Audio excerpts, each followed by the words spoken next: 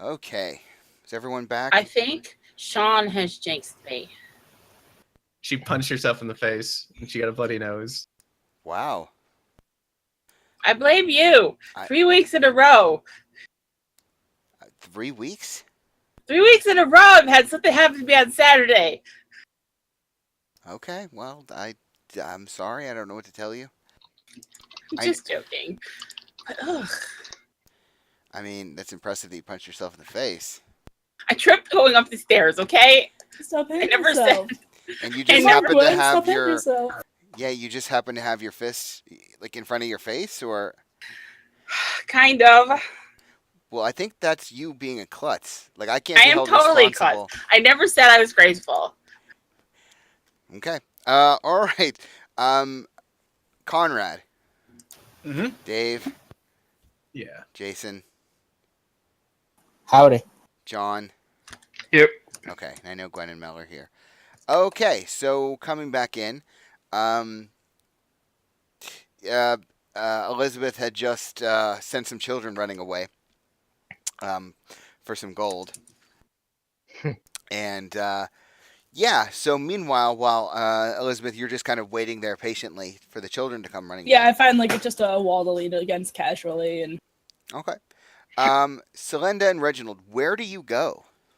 I was gonna see if I could find like where the barracks would be, or like some kind of Constable. police constable like stand be.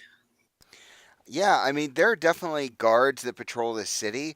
There would definitely be several different barracks because of how large the city is. So you could definitely find one in Castle Ward. You could find one in the North Ward.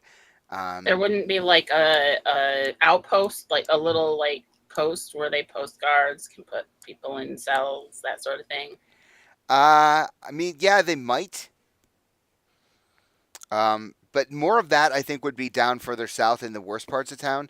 They wouldn't necessarily want to have those things just, especially because the Castle Ward is a very nice part of town. Same with the North Ward. Like the northern part of the city is much nicer. So you would definitely find barracks. I don't think you would find an outpost with jail cells in the north part of the city. Well, I guess the barracks would be fine. Okay. Yeah, yeah, yeah. So, I'll let Bill lead because she's been here before. okay. So, yeah, you guys make your way, and you can kind of, trail some guards to find where they go, and, because they check in. I mean, she'd just walk up to one and ask. She is disguised right now. Okay. Yeah, so you just walk up to a guard on the street. Yeah. What do you say? She's just like, I have an issue that I would like to talk to a constable about. I'm a constable. What can I help you with today, ma'am? I'm looking for a specific one. And like he like cocks an eyebrow. Oh. She undoes the poster that Valem handed her. She's like, I might have some information about this woman. And like yeah, his demeanor shifts very suddenly. He says, "Oh, I see, ma'am. That's wonderful news. It's a good citizen's work. You're going to want to speak to the lieutenant, Lieutenant Reyna. I can summon her. Please come with me. I'll take you to the barracks. Would that be acceptable to you?" That would be fine. And I think he kind of notices you, Reginald. No, Slinda doesn't look like Aldo. He said, "Will you be coming with us, sir?" Oh, yes, I'll be accompanying the lady. Ah, excellent, please. And like he's very polite, and he sort of escorts the two of you, down through the city streets and everything, and just takes you a couple minutes to find this very large building, several stories tall. He said, "We have a waiting room if you'd like to come sit." And he like opens the door for you.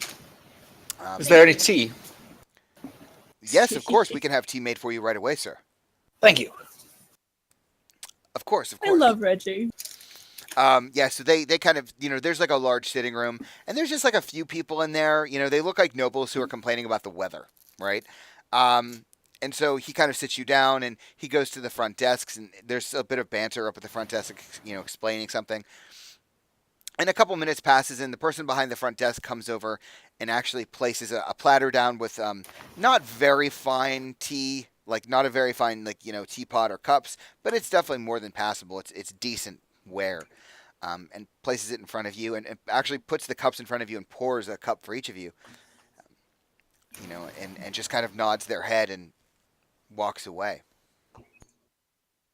Um, and like several minutes pass, and that same constable you were talking to approaches and says, Lieutenant Reyna will be down shortly. She's coming from her office. Is there anything that you would like to share with me before she comes down? Anything I can do for you? Questions you might have? Concerns? Does Miss Rena have a temper? Well, ma'am, out of professional courtesy, I fear I shouldn't answer that question. I think you might understand.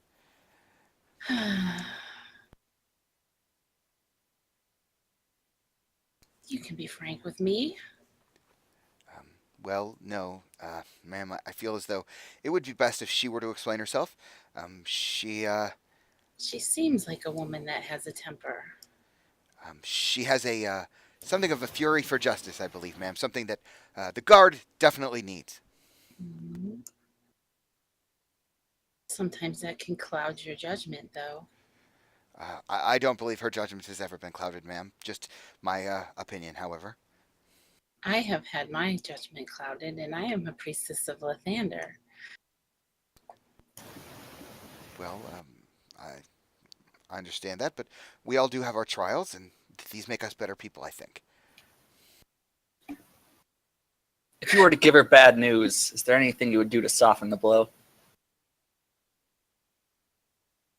I would, were it me, sir, I would just, Run away? no. She's generally good at finding people. I would just be straight with her and honest. She doesn't like to beat around the bush, as I understand it. She doesn't like Thank you.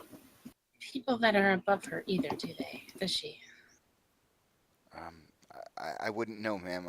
I'm quite a bit underneath her. Oh That's my. so. Wow. I'm gonna kick you all from this game. I'm done. That's it. That doesn't sound like a bad position. And yeah, he blushes and realizes what he says. No, ma'am. I only meant. And then like you hear the click clack of very sharp shoes hitting the floor, and he kind of like suddenly jerks and stands at attention. And there you see a woman in very highly maintained uniform, clean lines, ironed. Short, very dark black hair, pale face. Approaches. I recognize her.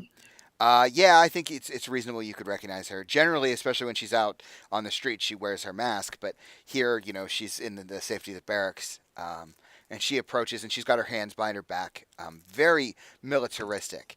And she just says in a very clipped voice, "Constable," and like she says, "You are dismissed."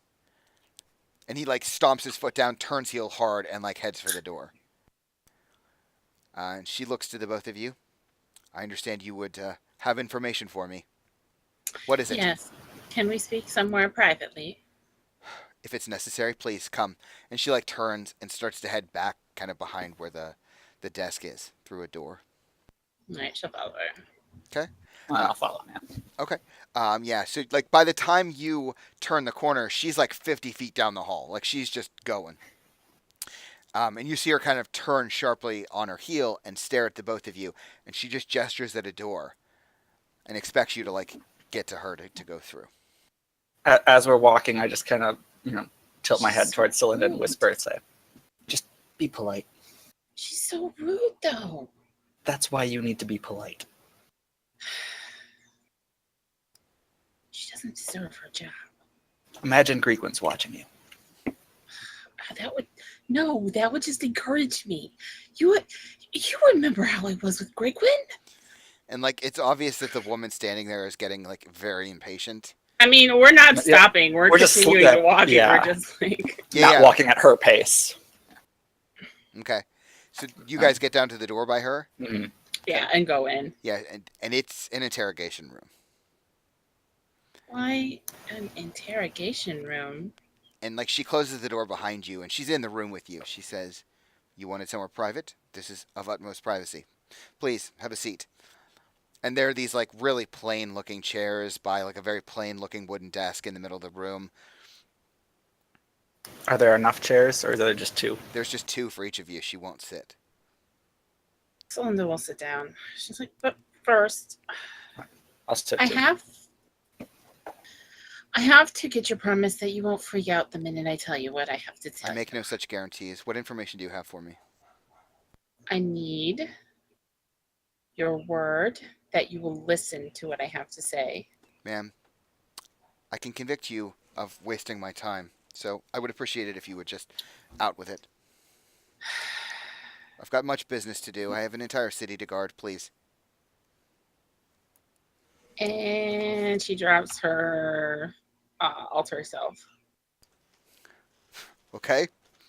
And Now you need to calm down, ma'am. well, and the thing is, when this happens, she takes a step back. She puts her hand on her blade, but doesn't pull it. I'm not going to hurt you.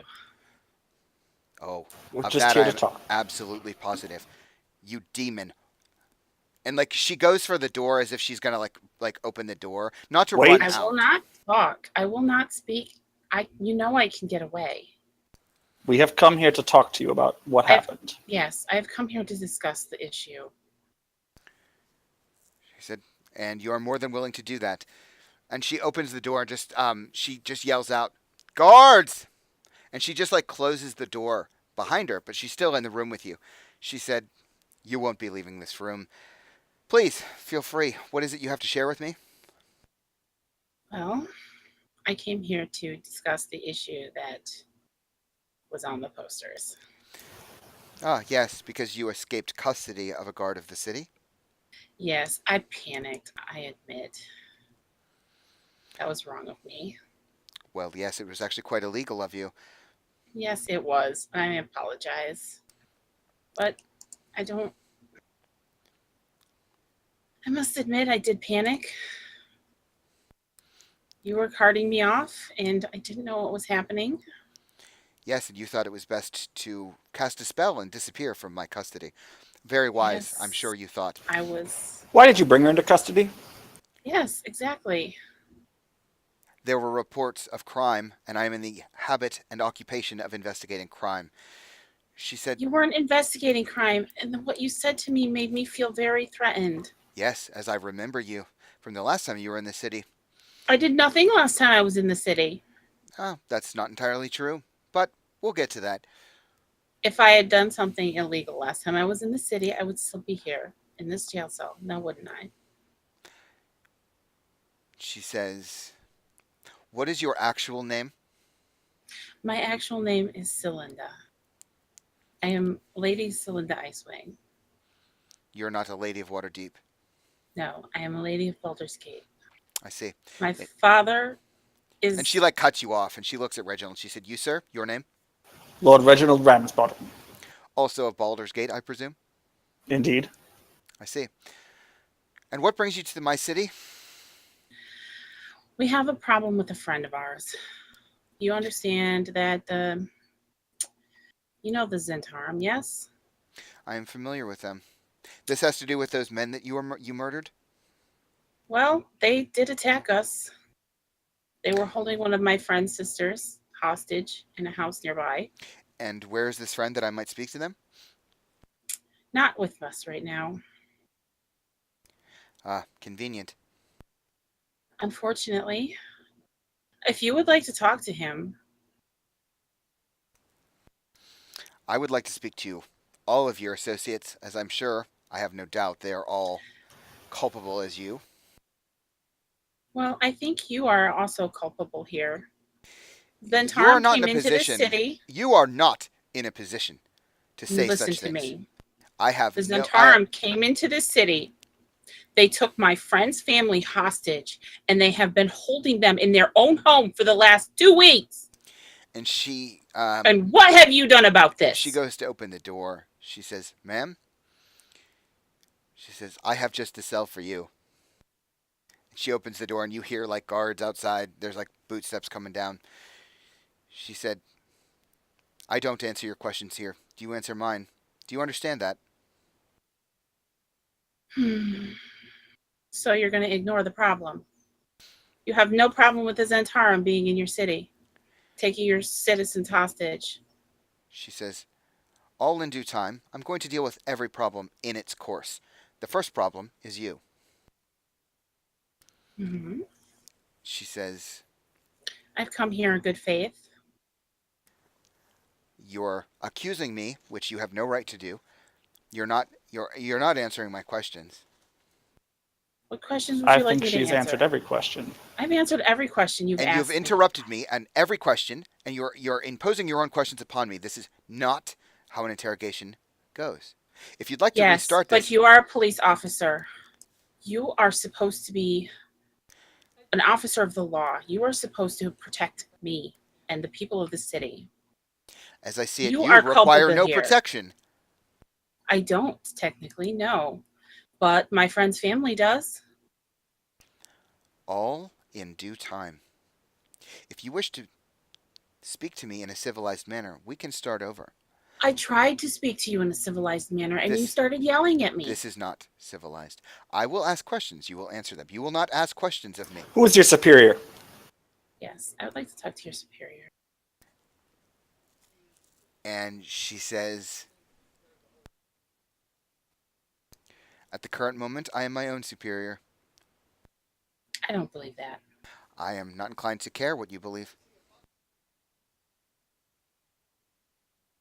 And there's you hear more footsteps outside. She says, "You'll answer my questions in time." I Sir, will answer your questions. But you We need were to ask answering them them. now. I was and answering them. She looks at you, Reginald. She says, "As I'm not aware of your involvement in what crimes took place the other night, you're free to leave." And she looks at you, Celinda, and says, "I believe we should take this interrogation elsewhere, don't you?" This is an interrogation room. Shouldn't you be asking me your questions in an interrogation room? She said, "Oh, I have one just in Or mind do you for plan you." to just lock me up? See? She's so creepy! She says, I don't trust you. I think she opens the door and she beckons a couple guards in. She says, sorry, that was probably mine. Yeah, it was. I didn't even realize it was in the ambient background. She summons a couple guards in and she says they need to be separated. And a couple of the guards come over to you, Reginald, and Are you separating me from my legal advice? That's against the law. she says He's my legal counsel. she actually cracks a smile. She says, We can provide you legal counsel should you want No. actual counsel. She said, "This man is no representative of the city. If he were, I would know."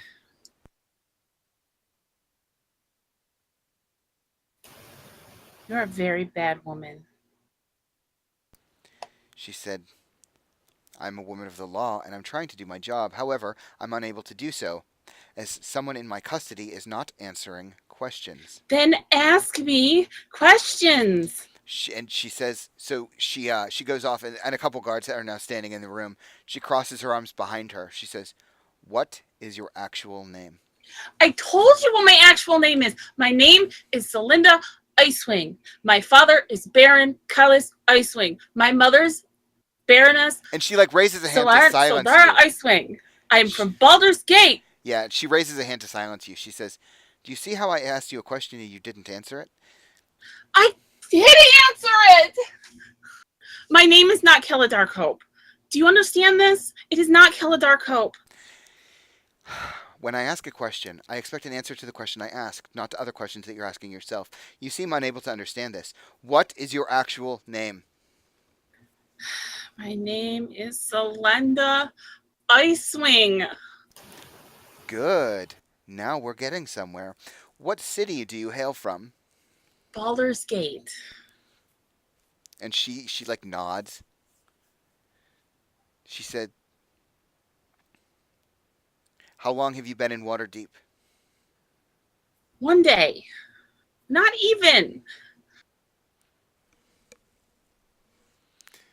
Now that's technically not true. Yeah, it is. It's We just over. teleported No. in the afternoon. We teleported afternoon the day before. Yeah, so it's a little over one It's day.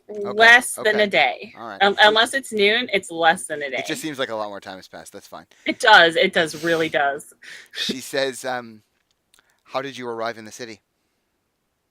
I teleported here. I'm a mage. What do you think? And she like raises an eyebrow. And she looks at you, Reginald. What is your name, sir? Lord Reginald Ramsbottom, What city do you hail from? Baldur's Gate. Redundant. Are you saying that out loud? She's mumbling that under her breath. Yeah, she said to you, Reginald, how did you arrive in the city? I accompanied Celinda.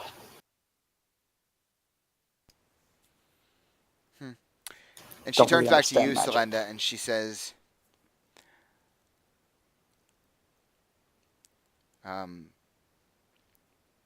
the other night at the jeweler's, what happened? Well, my friend's sister was taken hostage. What is your by friend's name? Zentarum agents. He's a priest of Lathander. What is his His name? name is Phelim Miraz. And his sister's name? I think it's Vistoria. I see. His Continue. sister Vistoria and her friend Casper, who works at their inn, was taken hostage by Zentarum agents. How do you know this? I was given information by a friend that was watching the city that I know from Baldur's Gate. What is She this was friend's here. name? That is none of your business. What is this friend's name? We don't know. Harumi. Oh, we do know. Yeah, that's not her name, but that's okay. I know who you mean. Harumi. It's not. I know, but that's what she's telling her. Oh, she's actually lying to her. Okay. Yes. Okay. She said, She was in town. She said she would stop by and find out what was going on. She led us to this jeweler's place, and we went in. We had a fight with them because they stole his sister. They almost killed Casper. So we fought them, and that man in the alleyway was trying to get away.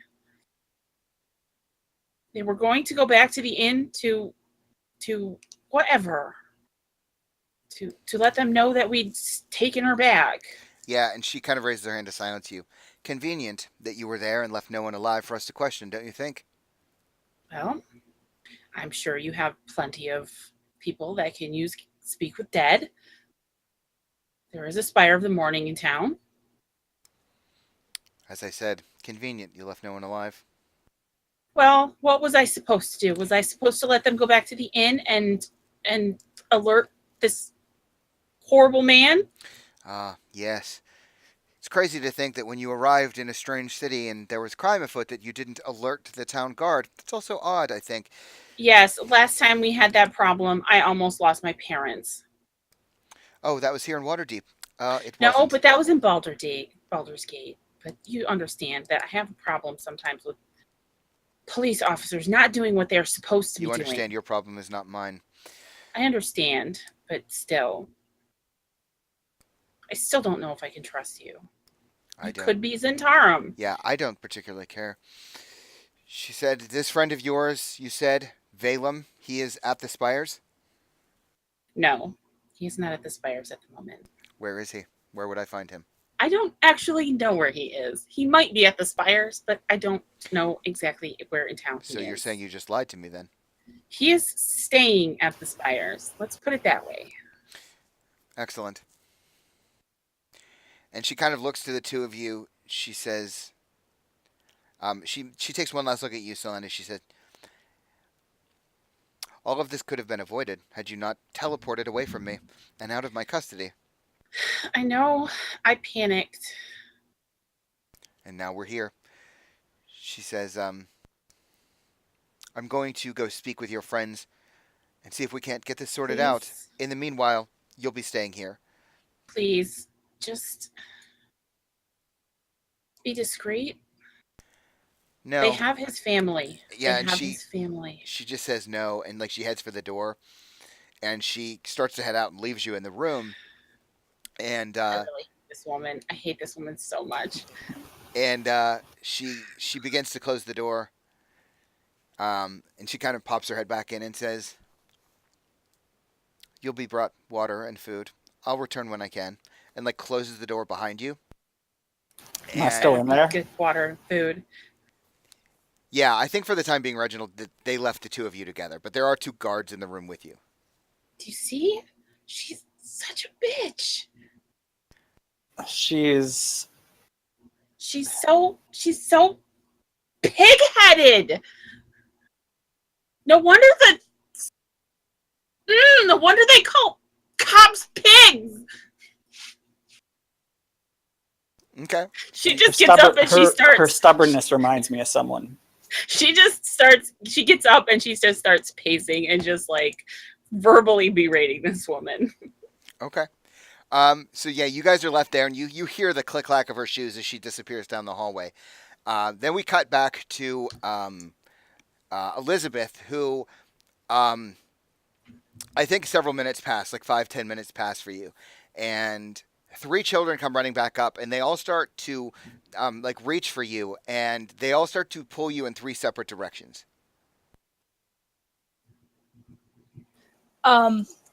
So you all found him. And one of the children says, "No, they didn't find him. I found him. Come with me. Come this way." And he's like pulling you what would effectively be north. And another child is like pulling on you, saying, "No, he's a liar. Don't listen to him." And like this little girl is like pulling you west. And the third one is like, "No, they're both awful. You don't want to trust them. They're liars. Come on, come with me." And she's like pulling you east. Okay. What's his name if you found him? You said his name is Snowman. You said his name was Snowman. I never said that, dear. Oh. And they said, "Well, why do you need his name? If you know him, you..." I know him, but I have to make sure you found the right man. I mean, there's 6 gold on the line here. And they, the one small boy who's trying to pull you north, he's like, "I'll get you his name as soon as he's right around the corner. He's gonna get away." Poor Beth. She's I'd gonna like to get use, robbed. I'd like to use locate object on the map that has Asher's love note on it that I know Bellion carries. And I have been within 30 feet of for a significant amount of time Yeah, you because I see carried it back to him. Oh, yeah. So wait, what's the distance on locate object? 1,000 feet. Okay, so yeah, as you're standing there, yeah, the kids are all pulling on you, and you start to cast this spell, and yeah, you definitely get like a ping off of the map. Like I imagine we as viewers see like, you know, Asher's handwriting and his little hearts and X's and O's start to like light up on the map, and it's basically directly south of you. See, I don't think any of you found him. Why didn't you just do that in the beginning? And- Because she was trying not to. And besides, they're kids. You know, she would have loved gold, like 6 gold as a kid, man. And yeah, the children like, you know, are just like, no, I promise you, he's this way. Come on, come this way. And like the one boy I'm is like, gonna head this way because I think he's down here. And she's gonna point and turn and start walking away. okay, sure. And all the kids are like left just standing there like, oh. I mean, I think he's this way. So if you want to spread out and see if you can find him faster than me, I mean, there's still 6 gold, and she's gonna kind of like toss it in her hand. Okay, all right. So yeah, so the kids kind of like sprint off again. And before they get too far, I'm just to say, if you find him, tell him Elizabeth is looking for him. Okay, yeah. Like one of the kids almost like runs into a wall as you're like stopping him. So you start to head south in the direction of your spell. And I think like as you're heading down this street, like a little girl, like really small, like 5 years old, a little on the dirty side, kind of runs up to you, and she starts pulling on you, and she looks up at you with these like puppy dog eyes. And she's just like saying, she just says, "He's here." And she's like pulling on your hand, trying to get you to go with her. Is she still heading south? Yes, she is. Like this grungy is little it still kid. like a main street? Yeah, it's a pretty big, like it's not the big thoroughfare, but yeah, it's like a main street. So Beth will nod and just let her lead then. Okay, yeah, so this little She girl wasn't part of the jumbled, greedy mass. exactly. Do I recognize her from the original group, or is she different? Has like word spread among the kids? Give me let's say a perception check. Yeah. So you saw her. She was not initially in the initial six. She was kind of like off to the side, maybe like hanging out somewhere off in the distance. She's a little dirtier. Like her clothes are a little more torn and tattered, that kind of thing.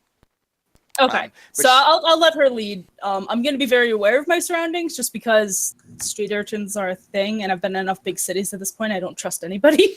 Right. Yeah. So she's pulling you right through the city street, and like she's pulling with her tiny little kid hand, and she's just pulling on you. And she's pulling you through the streets, and like she's even doing this cute little thing where like she's trying to push adults aside, and like they look to like turn around and yell and realize like it's a little kid, and they're just like, oh, okay. And Beth gives a placating smile, playing again. She's used to being big sister too, exactly, yeah. kind of. So the people are just like, oh, okay. Some of these people are definitely looking at you like, oh, she's gonna get mugged. But she's leading you through the street, like she's not going into an alleyway, and she comes down to a main intersection, and she starts to pull you right. And like when you kind of turn right, you almost bump into her because she stopped, and she's just like pointing. And off that there, you see, you can barely make out like Bellion's head, but you see this fucking Tressum like dancing on his shoulders and shit. And like so you're seeing his head, but you're seeing this Tressum like that's obstructing your view of him. So I'm gonna, take my hand back just gently and then put my fingers up to him. Let's do one of those sharp whistles. Bellion, get over here! Yeah, and the Fuck does girl, she want? the girl just turns and looks up at you, and she kind of puts her hand up like coin. I'm gonna, in my bag, I'm gonna just get like a slip of cloth or something to wrap it up, and make a small pouch out of it, and 6 gold, and I put it right in her hand. Thank you. Yeah, and she just like beams this big smile and like disappears off down an alleyway. Yeah. Exactly. Hide it. Don't get yourself hurt. Okay. She immediately gets picked off in the alleyway. Use it to buy a shank. Brilliant. Where have you been? I went to sleep. Where were you? We were staying at the Spires. Come on. And I'll kind of explain to him everything that Phelim explained to us, and kind of the general plan. Oh, he is so dead, by the way. I am nearly sure of this. Just so you know. We're all worried about that, but There is another way out. If he just stayed here, I'm sure they would not care. what? They do seem to just want him to not be around something that they're doing. Wait, you mean the Zentarum want him? Like, are they trying to recruit him? I'm confused. No, they do not expect him to work for them. But they did want to put him out of the way. Then why did they kidnap his family if they want him out of the way? Because he is down here, not whatever he was before. You make no sense. If you want someone out of your business, whatever they are, and they leave, that is good enough. I bet you if you asked if that would be an acceptable deal for him to stay with his family, he'd probably get a yes. But he has a job from the Spires against the Ordning. I mean, we have nothing. We're not working against the Zentarum intentionally. Intentionally is a good way to put it. Well, yeah. I mean, it was one thing. That stupid woman Kella and her lies in Night Vale Stone. Oh, Where were we? Nightstone? by the way, do not tell anyone your name besides Liz. What? What? Don't tell anyone your name and do not mention where you're from. Why? They don't know that much about you yet, apparently. No, Okay. she was the one they knew about. Not much. They thought her name was No. Liz. Yeah, but they said that I'm the only one that they do have some solid Yeah. information on. She Yeah. was the only one they did have information on. Well, they I'm also know confused. Reginald, let's be real. What? Reginald doesn't hide who he is. They're tracking some of you. They're trying to figure out who you all are. You're the next. Nick, you're just trying to scare me A now? little bit, yes. Because you should be. But I didn't do anything. That you know of. Now come pet Marcus. Now who's saying I didn't do anything? You're not there. Shut up.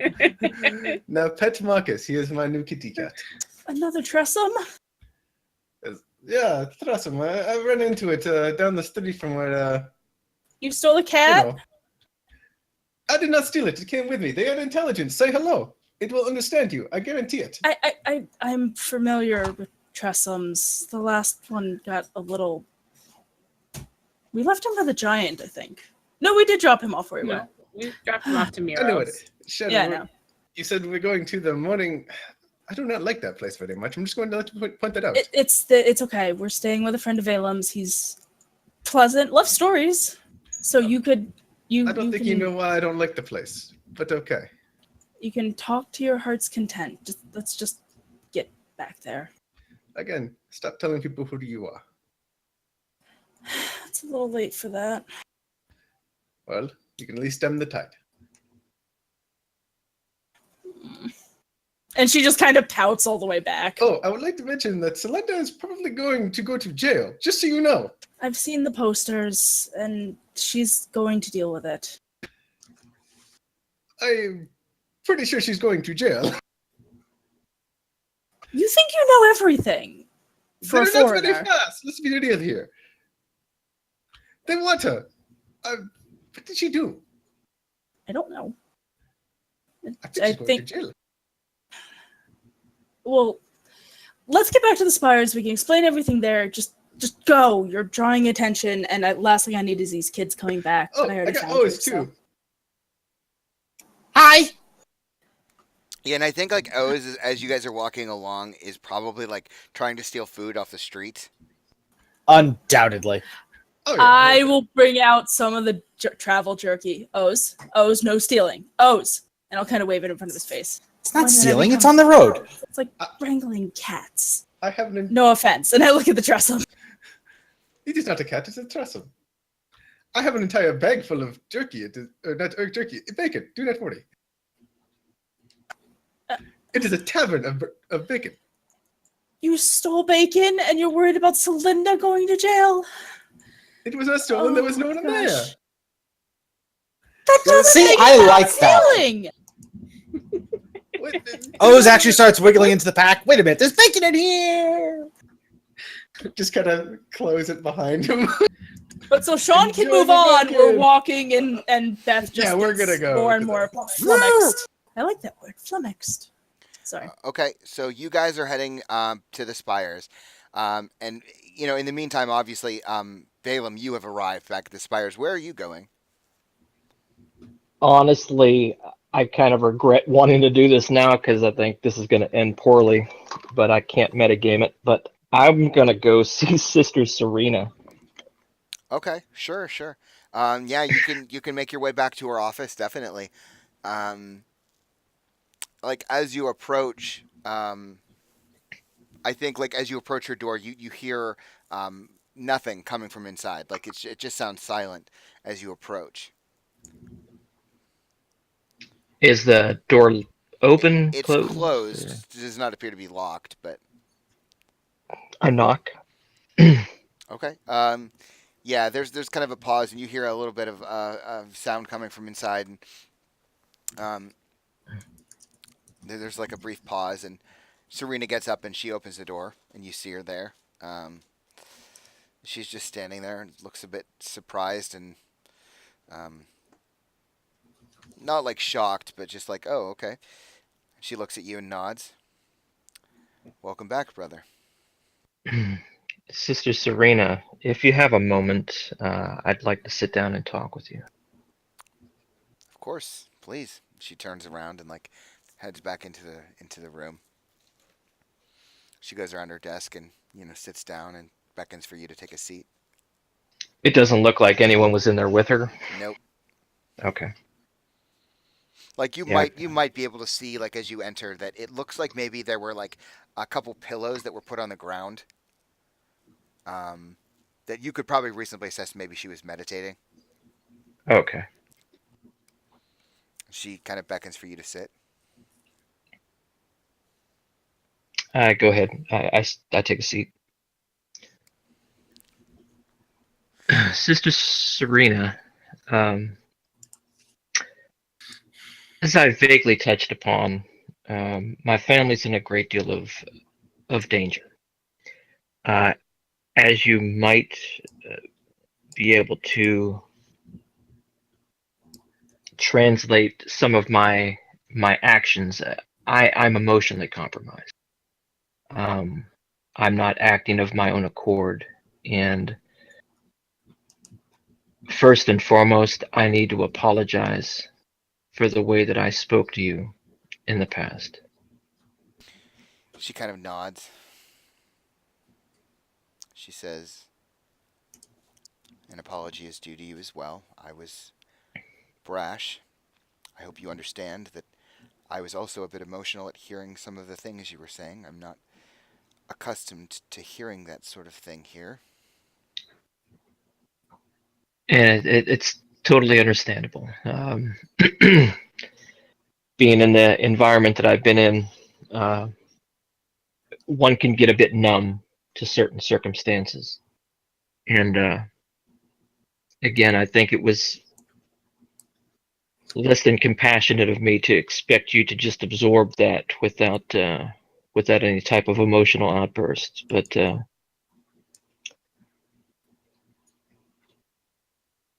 I do want to come to you as I originally intended to ask for solace, more or less. My family, as I'm beginning to find them, you may have spoken with Brother Thorn, or you may have just happened to go by. You may know that we have one of my sisters back, along with a friend of the family. Yeah, she kind of, there's a little bit of like eyebrow raising. She says, "I was unaware of that, actually. Delvarian tends to keep to himself. We prefer it that way, but Well, he's been he's been extremely helpful uh, in taking care of her since she's been back. As I mentioned, this in term have been wreaking havoc for not just my life, but the lives of some of my companions as well. But again, we've recovered one of my sisters, and if all goes well, I will be recovering another one later tonight. And I just need a place that they can go, that they can obviously not feel at home, but at least feel safe, feel some sort of comfort, solace again. and she, yeah, she kind of steeples her finger. She says, uh, "Yeah, I would probably not feel safe around Delvarian myself either." I kind of smile. I kind of chuckle at that. Again, Delvarian can be a bit eclectic, but he's certainly been helpful. Um, but if there's a place, he doesn't exactly have the largest place for them to rest and heal, more or less. So if there, again, if there's a place that they can go here at the temple where they're able to become whole again. Yeah, and she kind of puts her hand up to you. She said, "My offer was never rescinded to you, brother. We have dormitories here. We, of course, have the infirmary. You trained there yourself. There are places where they can be kept here, and they will be safe. This place is holy. We are protected by Lathander's light. You know this as well as I. I can offer these things to you. I never took them away. I, it wouldn't be my place to do so anyway." She says, "For what it's worth, I'm sorry for this trial you're undergoing. I do wonder why Lathander feels as though he needs to test you so." Well, the Thunder tests us in many ways, and that's where our faith derives. If there were no tests, there would be no need for faith. She nods. "Indeed. I'm very much inclined to agree with you. If there's something else I can help you with, another simple request, preferably. Guarding your sisters is a small feat, relatively. I don't know what I can offer you, but It's really all I'm interested in right now is making sure that my family is taken care of. I couldn't possibly ask of any additional help. Quite frankly, I think that any additional help would further endanger my family. yeah. And like you see her like physically, like there's a bit of a sigh of relief, but she's trying to muffle it. Hmm. She says, "Well, good. I do hope everything works out for the best for you then." But that's all I really needed to know. Um, Again, my apologies of my actions earlier. And unless you have any additional questions, I know you were curious about some incidents before. Honestly, brother, I think I would rather just not know right now. Maybe a later date. Okay, sister. Yeah, and she kind of Well, heads. thank. She like heads for the door and lets you out. And she does like leave the door kind of open. And as you're kind of walking, like heading out the door, she said, "You know, may Lathander be with you." And with you as well, sister. Thank She you. like she gives you a nod and heads back into her room. And you can see her like right as you're like leaving the room. She's like rearranging the pillows, like she's gonna go back to meditate. Um, where do you need to go next? Well, I was just glad the lieutenant didn't walk in while that conversation was happening, because that's that's what I expected to happen. Yep. Um, I'm gonna go to Delvarian's cabin area. Sure. Okay. Yeah. So you start to head to Delvarian's. Meanwhile, Alton, what are you doing? I was bar hopping more or less just to see if anybody was willing to give up free information. But after that, I would probably wind up going back to the Spires just because I had nowhere else to go. Okay. Yeah. I mean, you don't really get a whole lot of information. The sailors, the Wanatines are too new for anyone to have really taken note of. Um, but I do think you run into a couple people, maybe in the taverns and things, who offer their assistance to you if you want to split the bounty to find her. Um, you know, like there's a bunch of like lowly bounty hunters who are offering their services. It was probably just like gold for any information leading to the capture or something like that. It wouldn't be a lot. It wouldn't be like 500 gold or anything. I appreciate the thought, gents. Truly, I do. However, quite frankly, I'm not in that business, and I wouldn't know how to help you. Okay. Yeah, you definitely get some disappointed looks, but yeah, so that happens. So you start to head back to the spires. Selenda and Reginald, you guys are basically being left. And the thing is, like, it's not necessarily uncomfortable here. Like they're not cranking up the heat in the room. They're not, messing with the lights. They'll bring you tea. They'll bring you water. They'll bring you like, little biscuits. Hmm. I think Celinda like storms around the room for a little while, and then eventually she just like calms down and just like sits there quietly. Okay. Reginald, do you do anything? I just patiently wait, I guess. Okay. Maybe ask one of the guards for some food. Celinda's just like, this was a bad idea. That woman hates me. Okay. Um, so I think some time passes for you guys in the jail cell, like an hour or more, and I think the guards kind of swap out at some point, and the constable from before, the one who led you into the barracks in the first place, is now one of the guards to replace one of the guards, and he kind of comes in and like nods to both of you and smiles, like that sort of awkward smile, like he's like, hopefully you don't regret what you're doing. Um, and he looks at you, Selenda, like a little surprised because you don't look like you did before. Yeah. Sorry. He just looks at you and, a little awkwardly said, And the guards are trying to be quiet. Like they're not trying to, they're kind of instructed not to talk to you very much, to kind of keep that stuff to a minimum. Um, but he kind of like, you know, quietly says under his breath, he says something like I said, fury for justice, and like goes back to his guard duties. I wouldn't call that level-headed, though. And he kind of like gives you like a little subtle shrug. So you guys are left in the jail cell. Meanwhile, Valem, what do you go to talk to Delvarian about? First off, just see. I haven't seen my sister or Casper since Mm-hmm. the night before, so more or less wanting to see how they're doing, their well-being. Yeah, and I mean Delvarian, when you kind of come back, Delvarian seems to be like tending to his herbs. He's watering plants. He's like clipping away the weeds in his garden or what have you.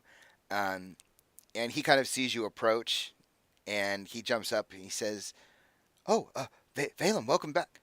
Where are your friends? Is everything okay? Do you need aid?" No, friend. Again, you've been very helpful. I'm just here to see my sister. Oh, of course I understand.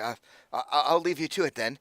Unless you want me there, I could come in and make you tea or um uh, biscuits. I could cook something. Well, no, you probably want to spend time with your. But I mean, if you need me, I'll be right here. Just let me know. Thank you very much, friend. We just need some time alone. Okay.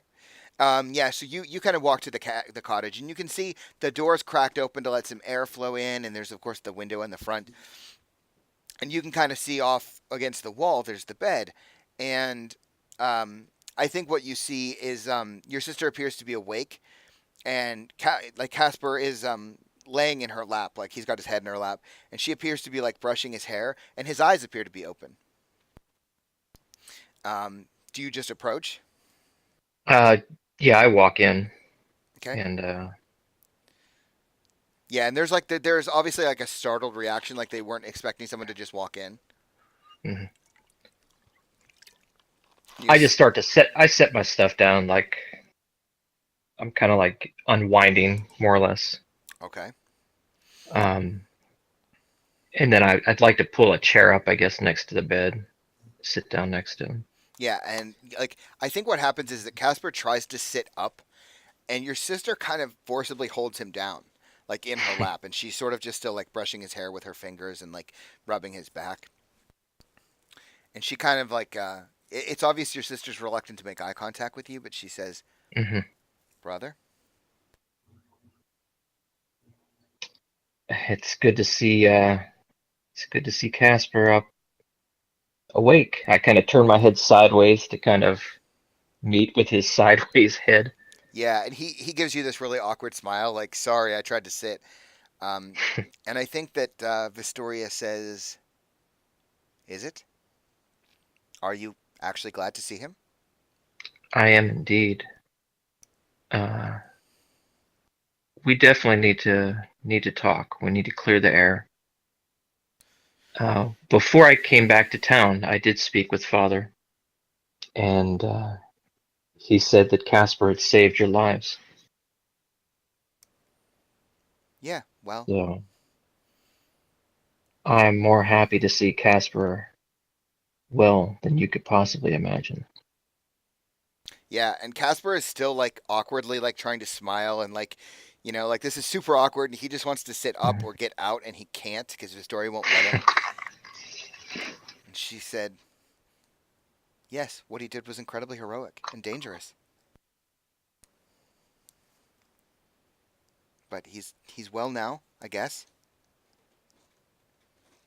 And like it's obvious that she's speaking in a very clipped manner with you. Mm-hmm. So, Visti, it's important that you know more or less what's happening, what's transpiring, and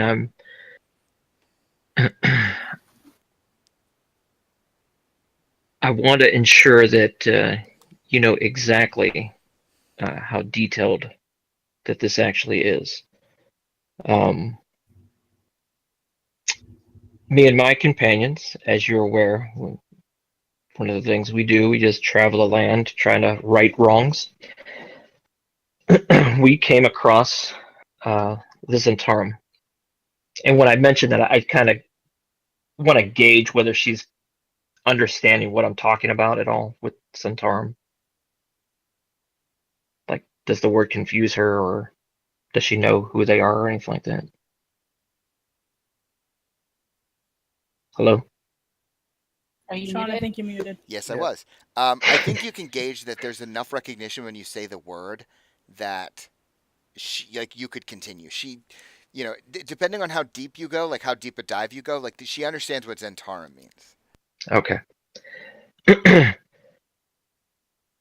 So, during our dealings with the Zentarum, they have grown to, I guess, not necessarily fear us, but they've grown a quite bit of concern of our actions. They view that we keep interfering, even though we're just trying to resolve the mess that's going on with the giants that I'm sure you've heard stories about. Yeah, and she kind of like nods curtly. During our travels, one of my companions, you may have already spoken with her at some point, Celinda Icewing. She is a noblewoman from Baldur's Gate, and her family had been trying to find suitors for her. They were essentially going to force her to marry the son of Magnus Mendelssohn. Well, she, being an adult, chose not to do that and took up a life of adventure, more or less to get away from the town. And you're obviously a strong, independent woman yourself. I'm sure you can understand her decision in doing so. But while on the road, the son of Magnus, Mordecai Mendelssohn, met us on the road. He, as Casper here can attest, because he was in his presence, his wishes were to accost Celinda and had given orders to kill the rest of us. And I'll point out here just briefly to interrupt, very briefly, is that every time you mention Magnus's name, Casper flinches, like his whole body jerks. Sorry, continue. During the altercation, Mordecai Mendelssohn was killed, as were the majority of his guard. Casper here and Ibrahim, who I've both brought back to the inn a while back, were slaves of Mordecai Mendelssohn. I brought them to Waterdeep in hopes of allowing them to restart their lives, to make new lives for themselves. And that's why I got them jobs at the inn. I should have been more forthcoming with who they were and where they were coming from. But generally, that's the path of how the Zentarum got involved with this here. When the Mendelssohns found out about the death of Mordecai, they hired members of the Zentarum to assist in causing havoc in our lives and in the lives of the family of Celinda Icewing. Her father was sent to slavers. Her mother was broken. And then we returned here after things were resolved in Baldur's Gate. And that is why this is happening now. Yeah, and so she kind of like looks up and she's been listening dutifully, and she says, "So they want revenge?" They want us out of the way. and I don't think they understand what it is that they're asking. Why not? As again, our mission is to stop the giants. The giants have been destroying towns. You haven't felt it here in Waterdeep, but Nightstone was all but destroyed. Bryn Shander was destroyed. There are civilizations that need our help. And what I'm being told by the Zentarum is that we need to stay out of their way, which would prevent us from doing our jobs. And she We says can't. she interrupts. She says, "Why? Why can't you just deal with the giants and stay away from the Zentarum? I don't understand." The only involvement we've had with the Zentarum is while we've been stopping the giants' attack. We went to Nightstone, and in Nightstone, the Zentarum attempted to take over the outpost after giants bombarded it with boulders.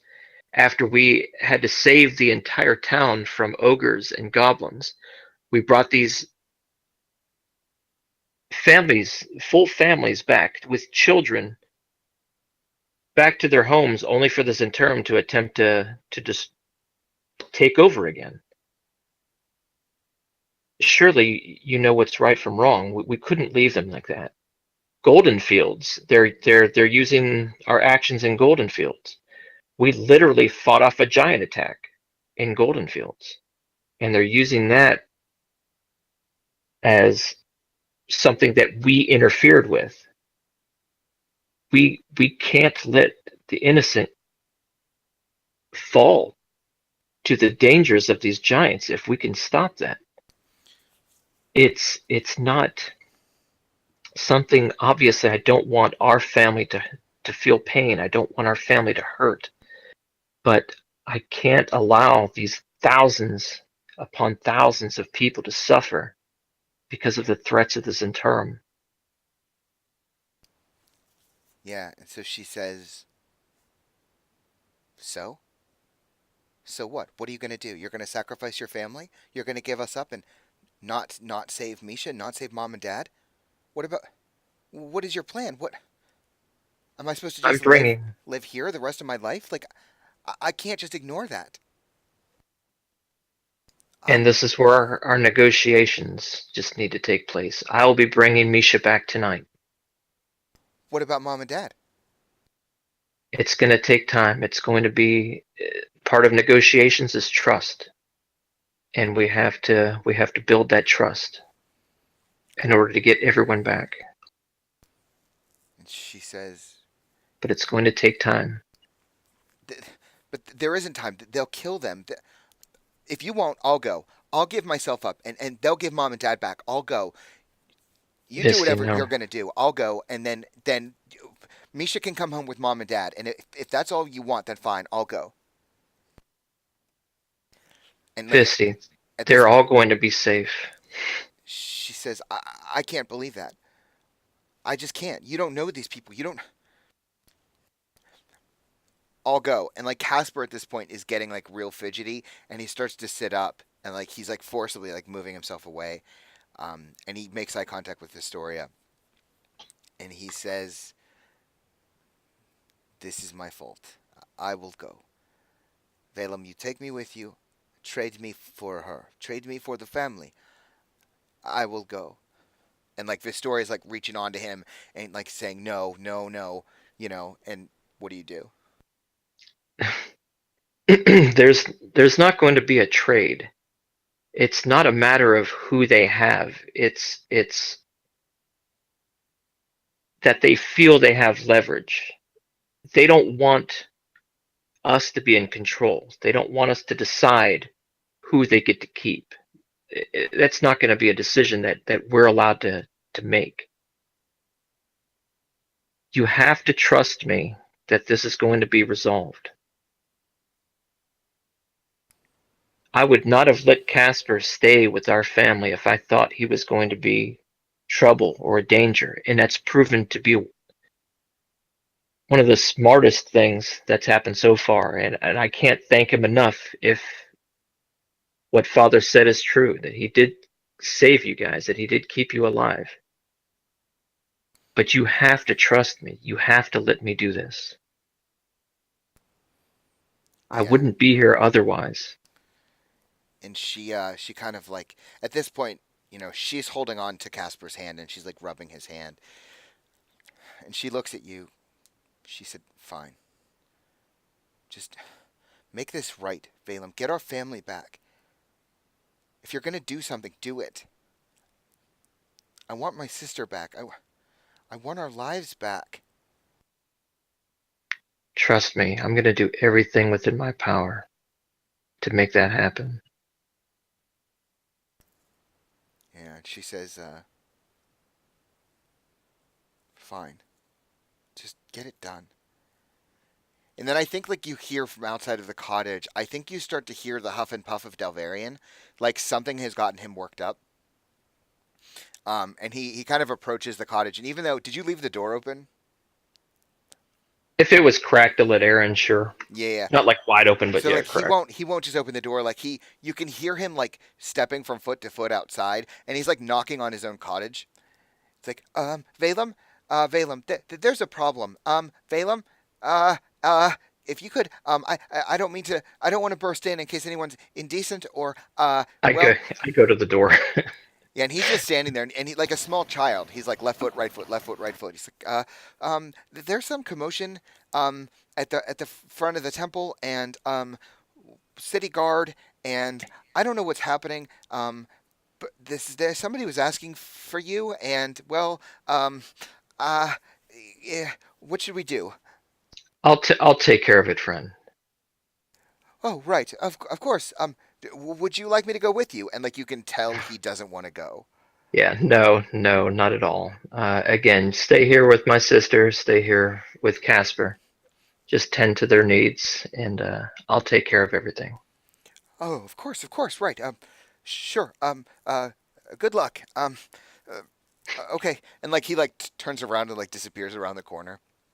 All right, I gather my stuff up, and then just like a long stare back at Vistoria, and I give her a nod. Yeah, and she gives you like a I will- forceful like get to work kind of nod. Got it. Okay. So you start heading toward the front of the temple. I think Elizabeth and Belly, you guys were headed for the spires, right? Yeah, bickering the entire way. Right. And Alden was headed there as well. Yep. Yep. And So I he think- hears Big Boss Bacon after a while. After a while, yeah. Where the hell have you been?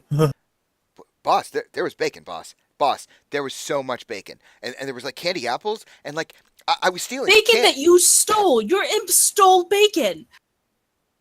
I borrowed it, indefinitely, boss. I borrowed it. I'll give it back. I promise I'll give it back. He said, Don't give it back. I will pay for it when the time comes. There was no one to. Why am I arguing with you? I wanna and see him give he it just back. like, I don't know why you're arguing, boss. I let him out of my bag finally too. After he's been eating all the bacon probably in it. Yeah. Yeah, there's now a fat imp who can't fly. Yeah, he's like all bloated. So you guys like head to the spires, and I think as you arrive, you see something of a commotion like right outside the front gates, basically. There are several acolytes there. There is what appears to clearly be members of the city guard, right, who are there. There's a woman who I've described before with very short, black hair, who we as players recognize as Lieutenant Reyna, and she's got some other guards with her. And there's some kind of argument happening at the front gates. Oh boy. I told Beth will you. start running up. Okay. Yeah, and what you hear is the No. Reyna is saying, I think, okay. Yeah, so I think what you hear is Reyna saying something to the effect of, as members of the city guard, it is our responsibility to maintain the safety of all of our citizens. You therefore have a responsibility to let us in that we may find, our intended targets and question them. We mean no violence, of course. As good and dutiful citizens of Waterdeep, it is your responsibility. And the acolytes are all like whispering to each other, and there's obviously Is my buddy Brutus among the gathered? I think when you approach, Brutus is leaning up against. He's toward the back of the group, and he's leaning up against a wall with his massive dwarven arms crossed across his chest, and he's got like 1 foot on the wall, and he's just sort of watching this whole thing. I'm sorry. Is there something I can help with? And like, are you directing that at somebody or just generally? Well, she's looking at the which I don't know if she'd recognize the guard that showed up because she was downstairs with the sister. But she's kind of like with the guard, and then she'll glance at Brutus just because it's the one member of the clergy she's aware of in the pack. Just like, because again, she knows Celinda went to the guard, so that's probably what this has something to do with. Like, and Beth's been saying, it's the guard. They'll do their job if they have questions, you know. So she's just kind of. Okay. Yeah, and Brutus, you definitely notice that Brutus catches your eye, and he kind of like raises an eyebrow at you. And when you say that, the guards all kind of turn, and Raina looks at you. She says, "No, who are you? You're not a part of this. Please, make your way, citizen." I'm sorry. I was just heading into the spires. And yeah. Yeah, and so the acolytes like will step aside for you to go through. And like Raina obviously notes this, like this is a little confounding because you don't look like a member of the clergy. And then I think about this time, Valem, is when you kind of come outside to see all this.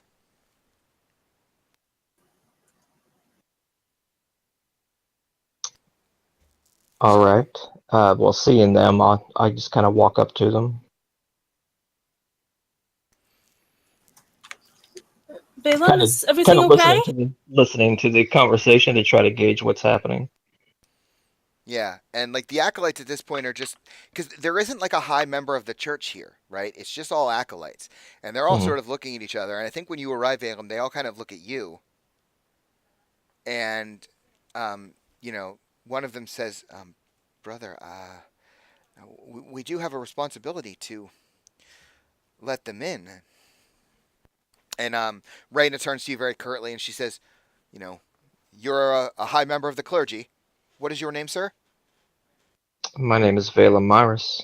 Yeah, and like her eyebrow so obviously, like just it almost shoots off her forehead, and she says, "Ah, well, good, just the man I was looking for. My name is Lieutenant Raina Ainsley. I'm here, in fact, to speak with you. Do you mind? Is there somewhere we could talk?" Yeah, absolutely. Yeah, and she's like, will you allow me to step into your temple, or would you rather do this out here?" Oh, I walk her inside. Okay. Beth's gonna give kind of a sidelong glance to Valem, like, what do I do? And like when you're walking past, Brutus is still standing there. You know, he's far enough back that it takes you, you know, probably like 30 or 40 feet to get to him. And like right as you're walking, because he's kind of like right on the, I can't think of the word right now, but the portal between the outside and the proper inside of the temple. Precipice? Not quite the word, but yeah, that basic idea. Where? And so he's standing there like looking very relaxed, and like right as you're about to get to him, he kind of puts his foot down, and his arms are still crossed, and he kind of like looks up, and you know he looks very calm, like there's no anger in this man at all, and Raina kind of stops dead in her tracks, and he looks at her and he says, "Yeah, it's been a while, Raina. How you been?" And like her demeanor obviously changes. Like, there's a mess of emotions going on with her. And she says, "Broody, I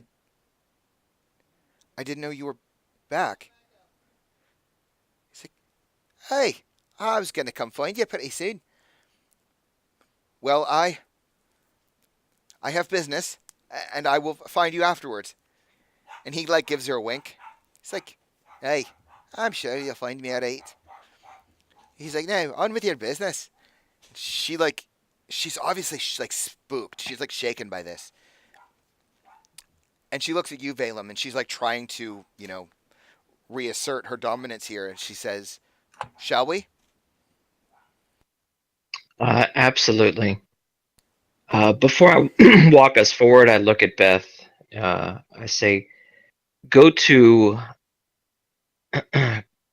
go to Dalvarian and have him take you to Sister Serena. They have quarters for us here. Of course, Brother Valem. And she's still kind of looking at Brutus, very confused. Yeah, and he's definitely got like a shit-eating grin on his face, like looking at you, Elizabeth. And she's gonna kind of look behind her because, boys, let's. Oh boy. And like when you turn back to look, you notice that the acolytes, there's something going on with their behavior toward now. Like their behavior toward you is changed specifically because Brutus is there. Like there's something happening that like his presence is doing to them, which we've not really seen before. And Brutus, Valem, as you're with Reyna. Brutus says to you, Elizabeth, "Hey, do you need an escort? Can you remember how to get there?" She kind of pauses and just. I think that would be appreciated. Thank you. Like I said, this place I see. is... So it's just halflings, not all short people who can't hit on you. I see. Shush you. I think she just like older men. Yeah, It and could so be that. so Brutus kind of comes over and gives you an elbow and starts to escort you. Like it's that thing where like Valem is walking with Reyna and they walk in and head left, and you and Brutus head off and head right. And we have like a very brief scene, Valem, where you notice Reyna like looking over her shoulder to see where Brutus is going. Aw.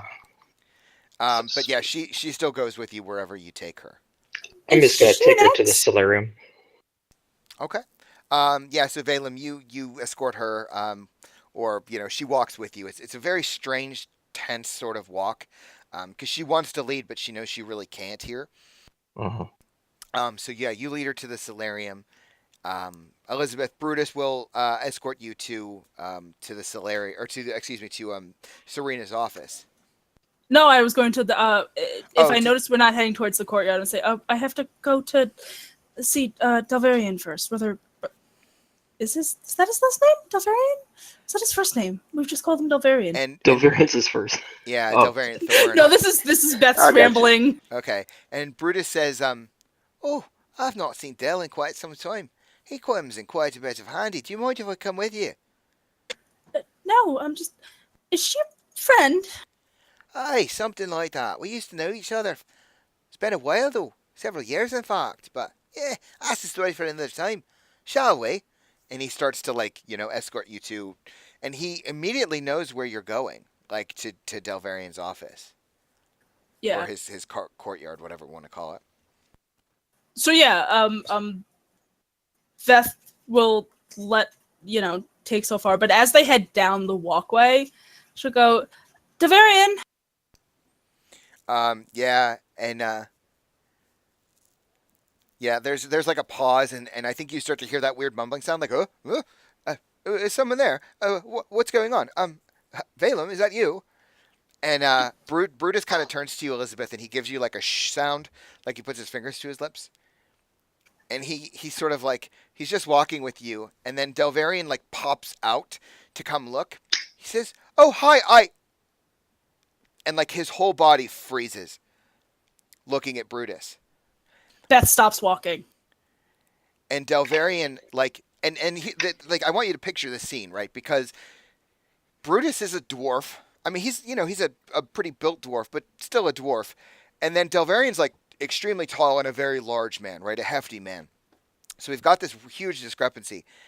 And Brutus is just standing there looking at him and kind of cocks an eyebrow. And Delvarian's like, it looks like for a moment all the blood rushes from his face. Like not a sound is coming out of him. Yeah, so Beth hits the brakes. Yeah. This was a bad idea. I don't want to upset him. He's a friend of Alam's. And yeah. And Brutus turns to you and said, "Nah, it'll be fine. Don't you worry. Come on, No. Del." And like Del, like almost like a zombie, starts walking over to Brutus. No, I don't think so. And if my arm's still in his, I'm digging in my heels, and I'm not letting him go forward, and I'm not moving forward. Well, no, because the thing here is Brutus isn't moving. It's only Del, unless you're grabbing Okay. onto Del. No. I'm Okay.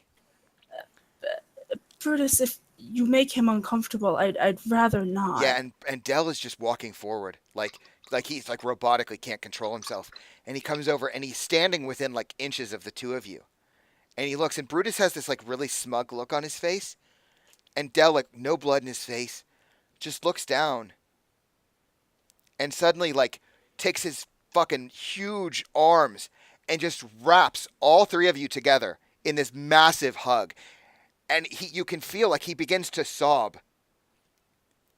Like Delvarian is just sobbing, and I think you ribs. kind of feel that like at this point Delvarian is like kneeling over, and you see like Brutus reaches his hand up and he starts like rubbing the back of Delvarian's neck, like very gently, and like Delvarian is like it's like this massive bear hug. He just won't let you go, and I think Elizabeth is basically like getting crushed. Yeah. Del ribs. Ow. Ow. Ow. Ow. Yeah. And I think like Brutus sort of like pinches Dell, and Dell like backs up and looks, and like Dell's whole face is red with like tears and laughter and happiness, and he's like, "Come on, old friend." He's like, "We're gonna kill the girl," and Dell's like, "Oh, Brutus, and he and like Brutus just reaches out for another hug, and like you're moved aside trying to like make sure your ribs aren't broken, and the two of them just like get in this big hug together. Okay. Family reunion. Happy. Valem asked me to ask you to take us to Serena. And yeah, and like there's just a pause where Delvarian is not like it's pretty clear he's not listening to you, like he's not hearing what you're saying. Yeah. And I think we hear over a minute like Brutus is saying, Del, and like Delvarian's like, I'm so sorry, Brutus. Brutus, we have to go. We have to go sit down. I need to write down. And Brutus says, all right, mate, there'll be time. Come on now, we've got to help the girl. You almost killed her just now. And like Delvarian is just now catching his breath and realizing like you were there. Like I don't think he even recognized that you were like part of it until he looks over and he's, oh dear Elizabeth, did I hurt you? Oh no, I have a poultice. Let me go get it. No, Del, time is of the essence. I need you to take me to Serena now, please, on Valem's request. Oh, of course. And like he looks at Brutus and he's genuinely torn. And Brutus just smiles and he says, that's all right, mate. I'll wait here for you. I'm not going anywhere. And Del's like, oh, okay, Brutus, don't leave, buddy. Don't leave, my friend. Oh dear. Oh, Elizabeth, let's go. And like he starts like pushing you. Like I think he's almost like picking you up off your feet. I double step, stumble a bit, and then I would think she's able to keep up, just being fit as she is. Yeah. I mean, yeah, he's like, and it's obvious that he's hoofing, like he wants to go. Yeah, like she has to take 2 strides for his one, but Exactly. Yeah. So he very quickly leads you, and the thing is, like you notice as you're moving through that the acolytes see Delvarian, and it's like jumping out of the way of a moving train. Like he is just it's that scene from Home Alone. Oh god. Yeah, he's booking hard. And everyone just sees this and immediately like ducks against the walls of the halls, and like people are diving into rooms to get out of the way. Okay. So yeah, he like a train just takes you to Serena's office. Meanwhile, Valem, you have led Reyna into the solarium. Well, actually, real quick, in case something's going on, I don't know. Alden and Bellion, are you two doing anything? We followed them to the fucking garden. Yeah, that was one heck of a hug. Yeah, we're just sitting there like, well, that's interesting. Let's go. And like, there's plants all around, right? Mm-hmm. Herbs and spices. And, Yeah, first thing would be like, we set the cat down and go, find catnip. Oh, and yeah. just ignoring existence. Well, and I think the thing is, as soon as you walk in, like the Tressum sees this as like a playground, so immediately just spreads its wings and starts like going to look around. I totally imagine, and there's probably a scene where like Oz is starting to fuck with the Tressum, like chasing it around the garden. Yeah, so you see this, and that actually works perfectly with the fiction because Delvarian wouldn't have noticed you at all. Yeah. Like he was totally wrapped elsewhere. And I think you guys see like Brutus just kind of like starts to walk into the garden, and you see him start to inspect some of the herbs. He kind of like walks over to the cottage, and like you see him start to open the door, and then sees like something in there, and just like turns heel and like walks out, and he just sort of starts pacing around the garden and like inspecting it. So you guys are out there, watching the shit show between the imp and the Tressum. So Valem, sorry, cutting back to you. You've led her to a solarium, and I assume that there's no one else here, or they might have like exited scene whenever you approach. And she looks pretty uncomfortable. And so she says, "This is the most private room you have here." I just kind of point to a seat or something that might be off to the side. It's like, is there something Well, I have that questions discreet? for you. Okay. If you're comfortable, I'm comfortable, and she's obviously not comfortable. You see, I have taken into custody some of your friends. She said, the one known as Selenda Icewing, if that is her real name. I do travel with Selenda Icewing. Yes, so I've been told. I'm trying to ascertain exactly the events of last night, and she says that you're a friend. I would like to very much to know how you are involved, what you're doing in the city. I have many questions. And she's like obviously looking around. She said, "Are you sure there's nowhere more private? A smaller room, perhaps?" It's as if like the large size of this room is like getting to her. I certainly don't want to cause any discomfort to you. If I could, I certainly ask if we could utilize one of the offices, but I'm. Yeah, and she says, "No, that will be fine." She said, "So your name is Valem, yes?" That is correct. Valem Myris. Yes, and you're obviously a member of the clergy here, the Spires.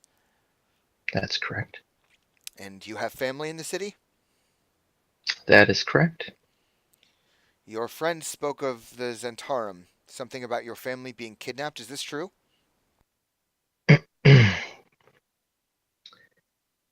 It is. I see. Can you tell me why it is you wouldn't bring this up with the city guard? It seems like something that we would want to investigate. Well, in most kidnapping scenarios, typically the individuals holding the hostages don't want law enforcement involved. It tends to scare them and causes problems. And while I'm well aware of this, we are trained to deal with these things. It is something, and I know you don't mean it, of an insult to suggest that we don't know what we're doing. But Right. I understand your family's at risk, and you're probably not thinking properly. I do need to know what was going on at the jeweler's the other night. Your friend fled from me in a most, if I might say, audacious fashion. Well, as far as the events after I was separated from Selenda, jeez, I forgot your name for a second. As far as Good job. Hurry doesn't know if that's my real name. Good job. as far as the actions that happened afterward, I can't speak of. But my sister, again, my whole family in general was being kidnapped. I was made aware of the location of where one of my sisters was being held, and we got her back. Ah, good. That's good to know. I would very much like to speak with her. Is she here? She is here. Uh, Obviously, I don't have to tell you. You are in this line of work. She's been through a lot. It's been a harrowing experience for her. So, if you do speak with her, I would ask that you use a certain degree of decorum, not to make things worse. She kind of nods, says, "Yes, I am well trained in my job. I understand that sometimes one must work with velvet gloves. I'm not new to this, thank you. Speaking of your sister and the events of that evening, you say that you don't know what happened with Celenda. You parted ways? We did part ways. There were several bodies, some very badly. Well, they were in very poor condition, and that was you? It was indeed. They're the ones that had my sister. You understand that you're in a city with an official guard here, and typically, we don't like vigilante justice. I understand that your family is at risk, but all of this could have prevented had you just come and told us what was going on. At least we would be involved in the loop. We could assist you. My intentions were to actually get you on our side. We've traveled from Baldur's Gate, where we've dealt with the Zentarum as well. I've actually sent a message to the magistrate Asher Hayden, who is compiling a report of one by the name of Magnus Mendelssohn, who had dealings with the Zentarum there, and he should be sending a report there post haste. So it was always my intention to work with the law here. It just needed to be done at the right time. Yes, well, apparently we disagree about what the right time is. I am familiar with this Asher Hayden, however. I've read some of his work. If this letter does come, that will be something of a boon to you. I would very much like to be kept in the loop. This is my city, after all. I am a member of the Watch. The Griffin Cavalry, in fact, and I don't like this, Valem. I don't like this one bit. Trust me when I say that I wish I was here under better circumstances. It's not my intention to undermine the law, but this is a delicate situation, as I'm sure you understand. Indeed. And I'm just trying to make things right. And she kind of like crosses her arms. She says, I still don't trust your friend. She's difficult. Well, she was protecting me that night. She wanted me to get back to ensure that my sister was safe. That's why we split ways. She's been more trustworthy than most that I've come across during my travels. It frightens me to think of other people that you've traveled with then. On these circumstances, in the merit of your word, I will release your friend. I would request, humbly, that you inform her of the proper ways in which to deal with the authorities. Going forward, I hope we can maintain something of a civil and professional relationship. Yes, ma'am. Absolutely. Would it be acceptable for me to speak with your sister now? Or, as long as she's here and I know she's here, I can come speak with her at a better time. If there is a better time, we're actually trying to move her to quarters. She's been staying with a friend. Basically, he just has a bed that they've been sharing for the last 24 hours. So, yeah, and she definitely like raises an eyebrow when you say that. Like, wait, what? Yeah, that was weird. That was really, really, just really bad. just allow her to get settled in, and if you can wait till tomorrow, that would be much appreciated. Of course. I will see to it that your friends are released. In the meantime, I'm sure I can spend my time investigating further, and she gets kind of quiet and leans in a little. She says, "Do you happen to know where Brutus's room is?" Do I know where Brutus's room is? No, you This don't sounds like even a you don't even know candy who this all of a man sudden. is. So no. Got you. Unfortunately, I'm not one of the cloistered here. I am a field agent, so I do not know where he's located. No, of course not. I'll be going. Please do keep in contact. And she like turns very tersely and goes to leave. And I get up politely to see her off. Okay, cool. All right, so yeah, she goes to leave. Meanwhile, God, where's everybody? Um, Go to jail. You gotta get us out of the city so we stop splitting up. I don't think you guys will ever stop splitting up, but Yeah, yes. this is a mess. Probably not. No. Um, We'll get Does back to sending this whole O's giant count? thing eventually. Yeah, you gotta Does start sending giving us O's other count? options. Be considered splitting up? Because then I will never ever stop splitting the party. well, that's no, because that's a minion of yours. That's a different thing, I think. Anyway. So yeah, so Elizabeth, you are with Delvarian, and he's taking you to Serena's office. Mhm. He heads for the door, and the door is closed. He just um, immediately just opens the door, like no knocking, no whatever. Just hauls ass, opens the door, and Serena looks up, and I don't even think you can see her because he's so large, he's eating up the whole door frame. And he looks at her, and you start to hear her like, from inside the room. We can see her like look up very angrily and say, "How dare you, Delvarian?" He said, yes, Serena, I'm sorry. You see, Brutus and Valem and Elizabeth here. I need rooms for people. And you said, and he's like so flustered, and he like pulls like backs himself out of the doorframe, picks you up by the arms, and just like plops you in front of Serena. Like he says, explain, Elizabeth. Tell her. Lady, the sister, how do I address you? Serena, Valem wanted me to come to you about the rooms that I believe were allotted for us. Yes, and she just like raises her hand. She said, "Yes, I explained to Valem that we have rooms prepared." She said, "Delvarian." She said,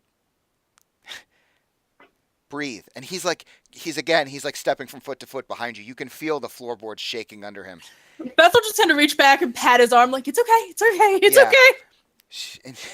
She yeah. She says, "Delvarian, South Hall." She said, "The dormitories." She said, "The second floor." She said, "The rooms on the left. They've all been devoted. The doors are open." And like at that point, Delvarian just like nods. Like you can feel the air around his head as he's like viciously like nodding his head. And he just grabs you and he like hauls ass down the hallway, like back to where you came from. Thank you, sister! And like like we see her like as she, the camera cuts behind her as she like very reluctantly stands up from the chair, sighs, goes to the door, pops her head out, sees as you guys are like literally disappearing around a hallway. She just shakes her head, closes the door, goes back and sits down. Delvarian is like just like carrying you through, back to the garden. Basically, he's running back to the courtyard. And I think like on the way, Valem, I'm guessing you're heading back there. Yeah, I was gonna go back to where the rooms are kept. Yeah, so I definitely think we have that moment where basically Delvarian almost slams into you. Like he's turning around a sharp hallway and you're like walking straight down. And like you hear his feet skidding across the floor because he's moving so fast. And you probably hear like that Doppler effect from Elizabeth screaming as like Delvarian is like ripping her through the hallways. Hi, Valem! Yeah, and Delvarian's like, "Oh, Valem, and he like doesn't even stop. He's just like he looks back as if to stop, but at this point his mass is moving and he doesn't want to stop. I just follow. Okay, so yeah, when they arrive back in the courtyard, Belly and Alton, what are you guys doing? Taking bets on who's going to win between Oz and Marcus. Totally. We're just sitting there like, I got too confident on the cat. The imp can shape change. I'll take that bet. It doesn't matter. It's shape changing to like birds and spiders. Cats eat them. It's poisonous regardless. It's the only reason Oz hasn't stabbed him yet is because I told him not to. But it knows whether it's poisonous or not. It's a cat. Well, that's a really cat, but it's a cat thing. These things are amazing. I tell you what. I'm fairly certain you are angry at each other recently. Yeah, I'm going to kill you later. But right now we have better things to do. Yeah, and I did apologize. excuse me. I do think that while this is happening, Brutus is sort of just like wandering around the garden. He seems to be like inspecting the herbs. Like he might even stop and like pluck a tomato off a plant, and he's smelling and he's just, he seems very calm. Like he's just, you know, like, and even with all the ruckus of the imp and the Tressum that are causing, um, and so yeah, we see the imp and the Tressum going at it as Delvarian comes ripping into the courtyard with Elizabeth in tow. Vaglum not far behind. Um, and I think Delvarian kind of runs in, and there's like a moment where there's a lot of confusion on his face because he's not sure. Like, is O still invisible? No, at this point, if we're watching them race, particularly, O's would be visible. Okay. Yeah. So Delvarian kind of like slides into the courtyard and looks around, and he turns, and it's like all the energy exerted from running through the temple is all drained now. So he's like looking around and what? Wait, where's Valem? Uh-huh. I think he's behind us. Hi, Beth. Are you alive? Please. Yeah, yeah, and he's still got this huge mitt wrapped around your arm, and he's like, "Oh, yes. How did that get there? Oh dear. Right. Well, Brutus," and like, Brutus kind of turns, and like, I think we see that he like just started eating a tomato whole, and like some of the juice is like running down his beard. And he kind of like looks up and smiles. He said, "Yes. Oh, good tomatoes, aren't they? Where's Valem? I don't understand. Elizabeth, didn't we see him?" And she's just like on hands and knees, or hands on her knees, just, and she just kind of points over her shoulder, like, he's Yeah, behind us. exactly. Yeah, It yeah. is hot, and I am in armor, and you just dragged me all over this place. And I have no idea where we went. Yeah, exactly. So yeah, Valem, you're walking into the scene. And I think about this time we cut back to the prison, or to the barracks rather. And the Selenda and Reginald, you hear the click clack of shoes coming down the hallway, and you start to see even the constable is like getting really tense. The louder the click clacks get, and he starts. They were probably standing. like, were they like leaning against the walls for a while, and now they're all for like straightening up, like. Oh yeah, like I think even one of them maybe like his shirt was untucked and he's like realizing like, oh shit, so he's like fussing with his spear and he's like, oh god, and starts like tucking his shirt in and he's like fixing his helmet, and the door just slams open, and like the guard is like still like trying to right his helmet so that it's directly at, at that perfect angle on top of his head, and Reyna is just there and raises an eyebrow, and she's trying to take in the scene, and the guards are like trying to look firm and like they were doing their jobs. Linda just raises an eyebrow at her entrance as well. Like, Yeah, and she just sort of steps back from the door and like beckons as if that she said, and she just says very casually, "You two are dismissed." Thank you. So Linda stands up and tries to walk out. Okay, yeah, and she Is that constable that was the one that we first talked to and was kind of nice to us yes, he's still there? Yeah. Okay, so I'll thank him for being a decent representative of the law force here. And yeah, he there's a And I won't say moment- anything to the woman, to Reyna. Right. And so there's a moment where like you start to see him smile and you hear her just clear her throat, and like it looks like he's almost choking, like he chokes on his own spit. And he just looks at you and like, like starts to nod and then gets it real stiff and he just like stares at you. Citizen. Yeah, as you're leaving the room. Yeah, so you guys Linda leave. turns to Rena. You will be discreet about your investigations, I trust. Yeah. So yeah, she says, as discreet as is required. I would hate something to happen to my friend's family. Yes, well, this all could have been avoided had you come to speak with the law in the city first. I doubt that, but we will In our see. experience, the Zentarum have their way of getting themselves Zentarum in were the law involved. within the law enforcements. Exactly. When I was dealing with the Zentarum in Baldur's Gate, they were infiltrated. They had infiltrated even our magistrates. And yeah, she just kind of like barely under her breath says, "Well, unlike Baldur's unlike Baldur's Gate, Waterdeep is not a den of thieves and whores." Really? It's not what they say in Baldur's Gate. Yeah, and she still just like gestures for you to like leave. I have more whorehouses in Baldur's Gate in Waterdeep than I have in Baldur's Gate. Yeah, and she kind of says, "Constable." She's saying this under her breath.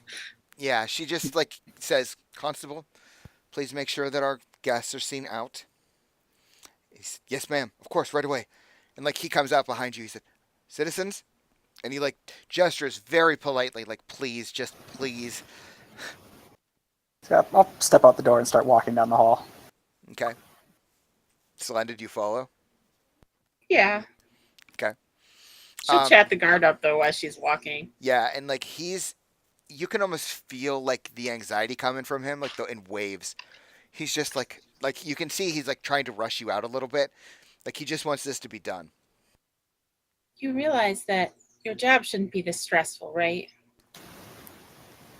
And she just puts her hand on his and she just kind of pats it gently, like, Yeah, and there's like a little blush on his face when you do that.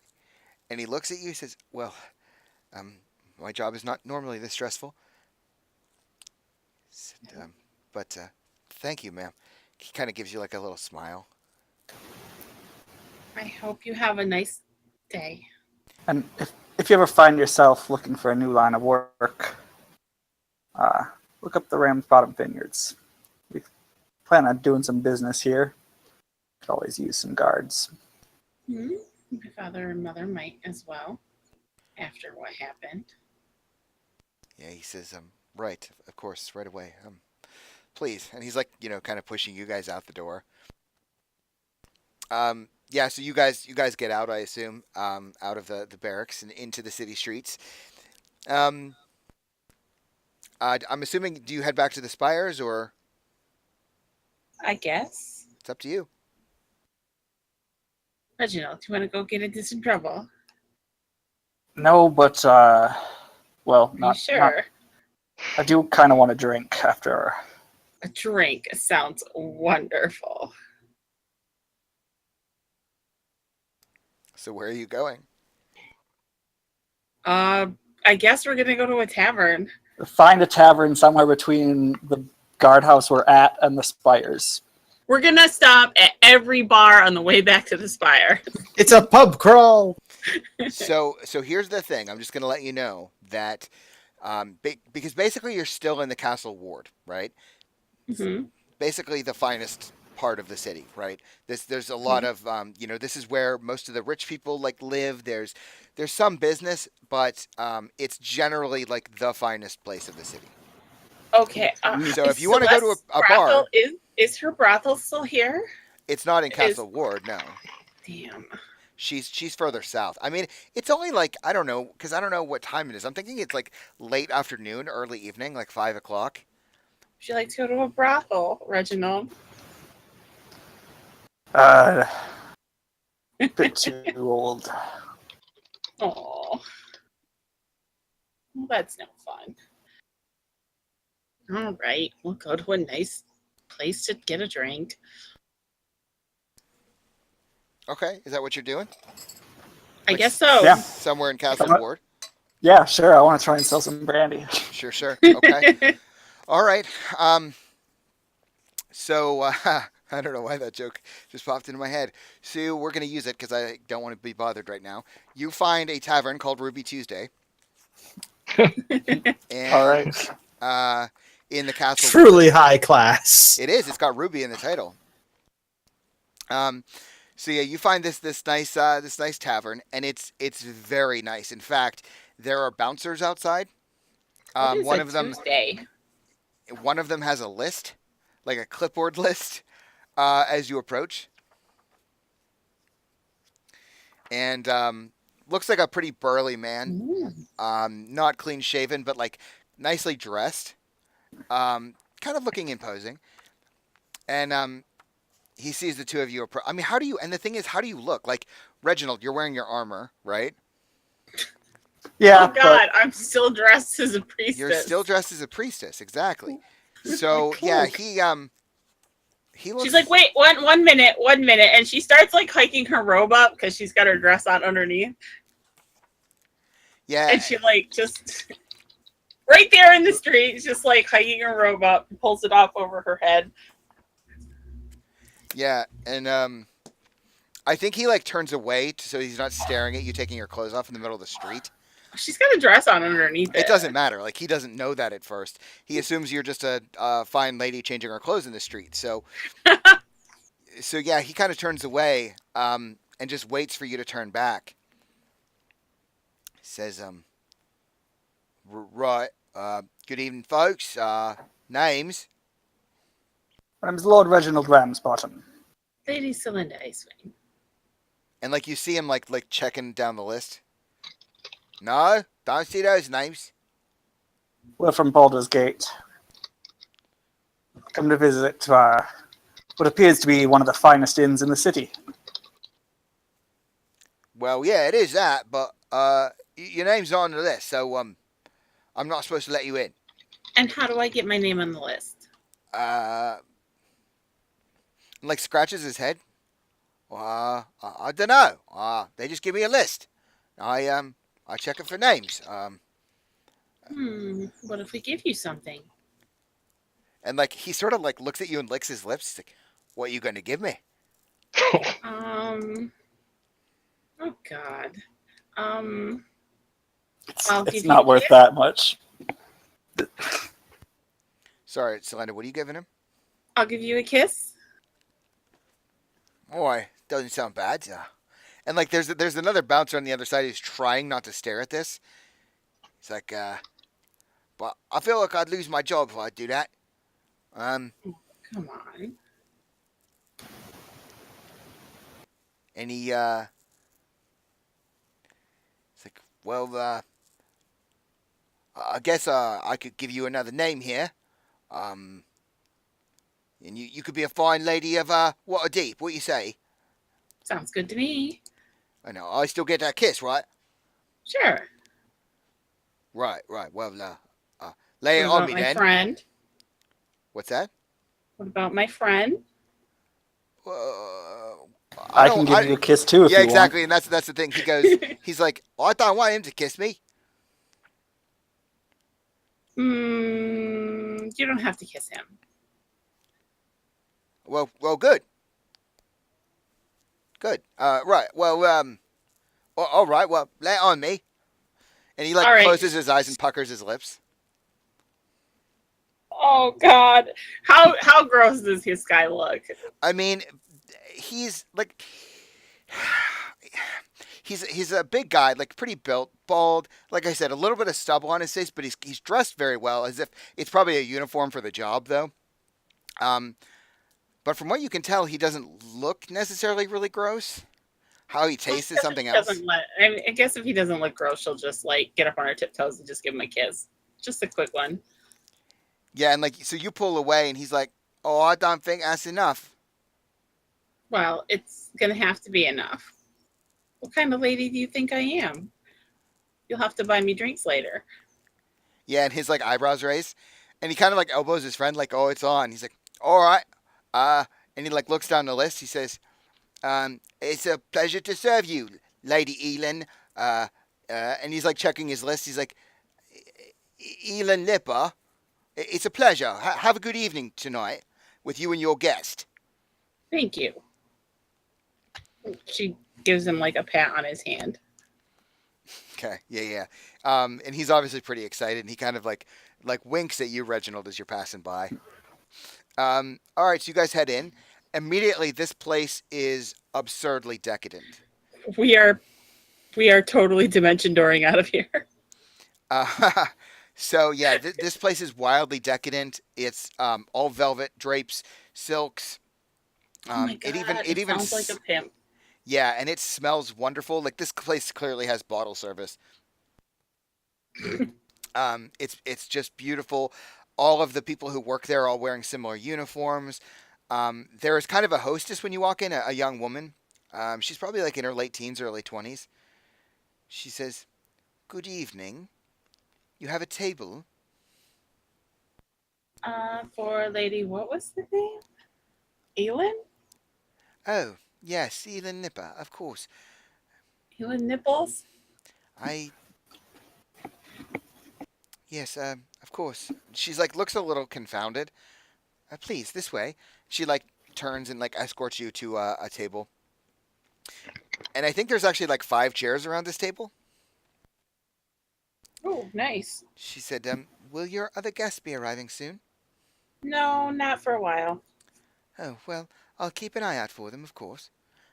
Please, the waiter will be with you shortly." Thank you. Wow, this is pretty swanky. It's very swanky. Yeah, so a waiter comes over, takes your drink orders, brings over basically hors d'oeuvres, like oysters. Um, I can't think of anything off the top of my head right now, but like really fine dining. They bring you a selection of wines to choose from. Reginald, I hope you brought money. Yeah, technically. Okay, because I have none. Okay. Yeah, so you guys start to, see other people start to come in. Most other people wait until later in the evening to start arriving. So I imagine you're there for probably like an hour, and the place is pretty empty. And some of the younger people start coming in. A lot of them appear as something Celenda would recognize that they appear to be on dates. They're courting, that kind of thing. Some older couples start coming in, and the place starts to get moving a little bit. Gentle harp music starts playing. And yeah, so you guys settle in for the evening. So I would have tried a couple wines and a brandy. Okay, I sure. want to compare them against my own, Okay. and then I want to eventually find someone in charge, kind of. Right. I'll okay. ask a waiter, on one of his stops by our table, like, can I speak to someone, whoever runs this establishment? Yeah, and the waiter kind of looks at you a little cockeyed, says, "What? I don't understand. Am I not to your liking?" Oh no, service here has been delightful. I actually have a business proposition. Oh, right. Well, yes, but that's not how. Well, just give me a moment, please, sir. And he like disappears. I feel like this place should come with some other services. There's You the have man a out front boyfriend, still. knock it off. Yeah, so there's like a couple minutes where the waiter kind of disappears, and they're like really not sure. Obviously there's some conversations going on somewhere in this place. And yeah, so now we cut back to the temple, and what's going on? Because I don't even know. I'm assuming they moved up to the rooms, Okay. Yeah, I just wanted to make sure everyone got settled in. and Beth is surprisingly ecstatic to have a bed. Rose has been told to stay in rat form for the rest of the duration after a couple of askance looks, I'm sure. Okay. Yeah, so you guys, I'm assuming, Valem, that you kind of escort your sister and Casper up? Yeah, to make sure they get a room that's comfortable to their needs. Looks like we're sleeping on the benches again, Reginald. Okay. Yeah, so you guys, you head up. I think that Delvarian kind of hangs back in his courtyard with Brutus. As you guys are kind of like packing up and getting ready to go to your rooms, you see that the two of them, kind of end up sitting very close to one another, like at the courtyard table. And Delvarian has pulled out some notebooks, and and there seems to be some conversation going on, and Delvarian looks very excited. He seems to be like taking notes and that sort of thing. If that's the case, before we leave, Beth will stop and just thank Brutus for his help and apologize if she was a little concerned about Delvarian's reaction. It's been a long couple of weeks. Aye, right, it's not a problem, lass. Not at all. He said, maybe one of these days I'll elicit a reaction like that from you. Kind of smiles and winks at you like it's obviously a joke. He's not hitting on you. And she'll laugh, but it's nervous because she's still really awkward. Yeah. Um, And Delvarian, meanwhile, is like, you can see how like anxious he's getting because whatever story Brutus was telling has been interrupted. I'll leave you to it, Delvarian. Thank you too. I'm gonna go. Right. Brutus is like, what I hope to see you before you leave. And like Delvarian's like, well, Brutus, what about this? When you headed north and you said you were going to the city and like as you're leaving, this is kind of what we're left with. Works. All right, so you head up and they've set aside like 2 or 3 rooms for you down in the South Hall, and they're decently well tended to. There's some beds, a couple wash bins. It's not opulent. This is not the Ritz. Like it's everything you will need. Like there's a table, like a writing desk, maybe a few stools for sitting. It's comfortable for what you need for the time being. It's clean, there's clean bed sheets, all that sort of stuff for you. It's a bed. Beth's happy. Mm-hmm. Okay. So what are you guys doing? What time is it? I'm thinking it's probably at this point like 6 o'clock, 6:30. You have like a few hours before you're supposed to meet.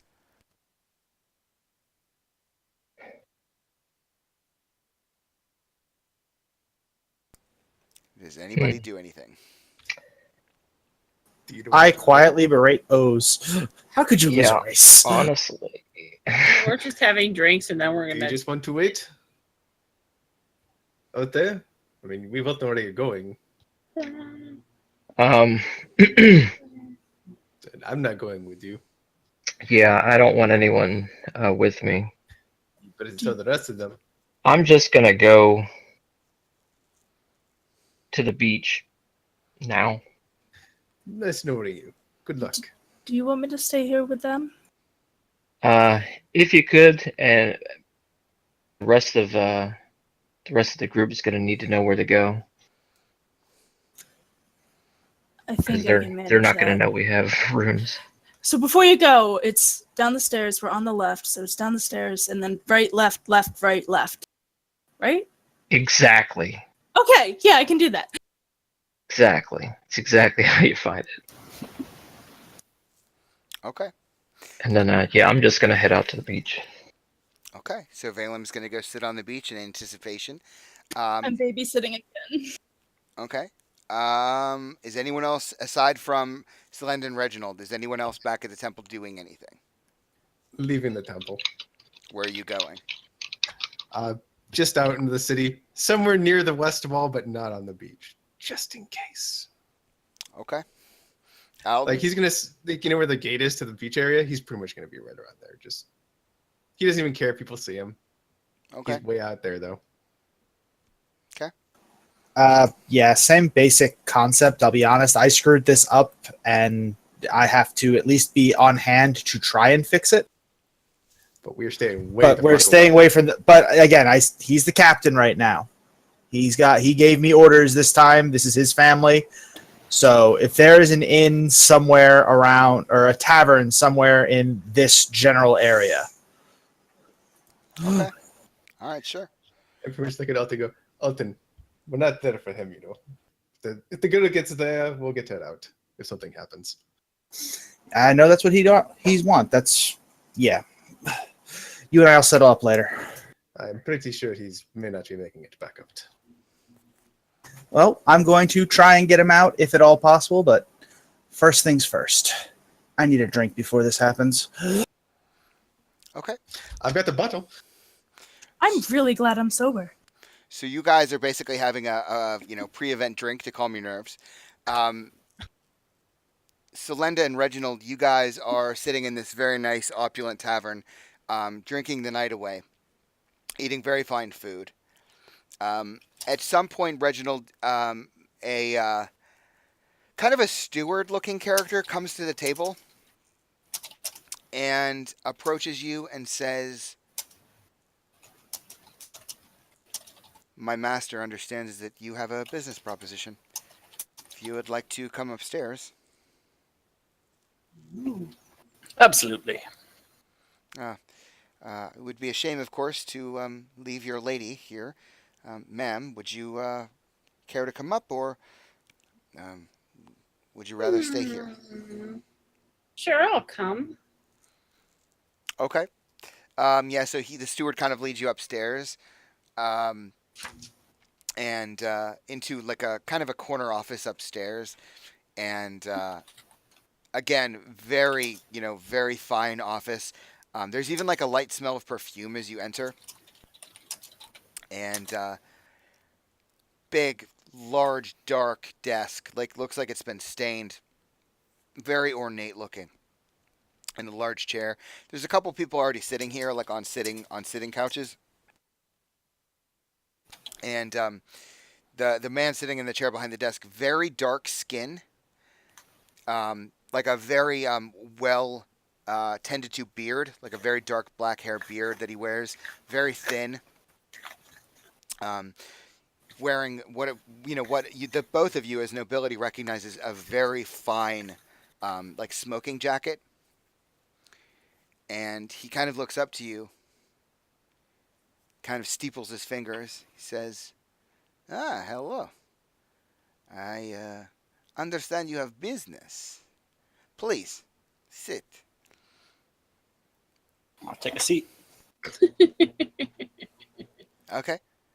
Is there somewhere nice to sit? Oh yeah, there's seats right in front of the desk, and yeah, they're very well cushioned.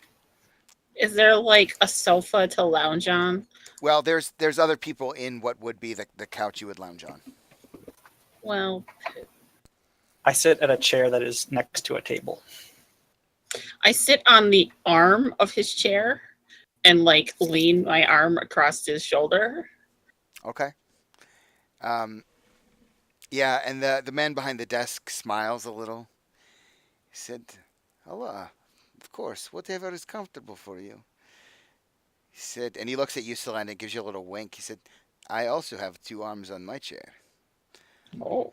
but maybe later, of course." It's doing that in that slick way where he's not like being overly aggressive. Like it's cute, and he's trying to just break the ice a little bit. Mm-hmm. He says, "I am, of course, Fabrizio Veda. It is a pleasure to meet you. Your names, please." I'm Lord Reginald Ramsbottom of Baldur's Gate and of Ramsbottom Vineyards. I think I might get a guard in trouble if I tell you what my name is. Well, I already know that whatever name you gave is not your own. So why don't we come clean here? It is a perfect opportunity. I am Celinda Icewing. Ah, Selenda, it is a pleasure to meet You may have seen me on the posters outside. And he looks a little confused. He said, "I'm sure I don't know what you mean." She just kind of giggles to herself. Yeah. And I think in that moment, like, you say that and you see like one of the people from the couch very quietly stand up and go out the door. And Fabrizio looks at you, the two of you, says, "Well, of course, it's a pleasure to have you here. I understand you have business. Lord Ramsbottom, you have a vineyard, yes? This is of Yes, interest to me." We produce a very high quality of wine and brandies.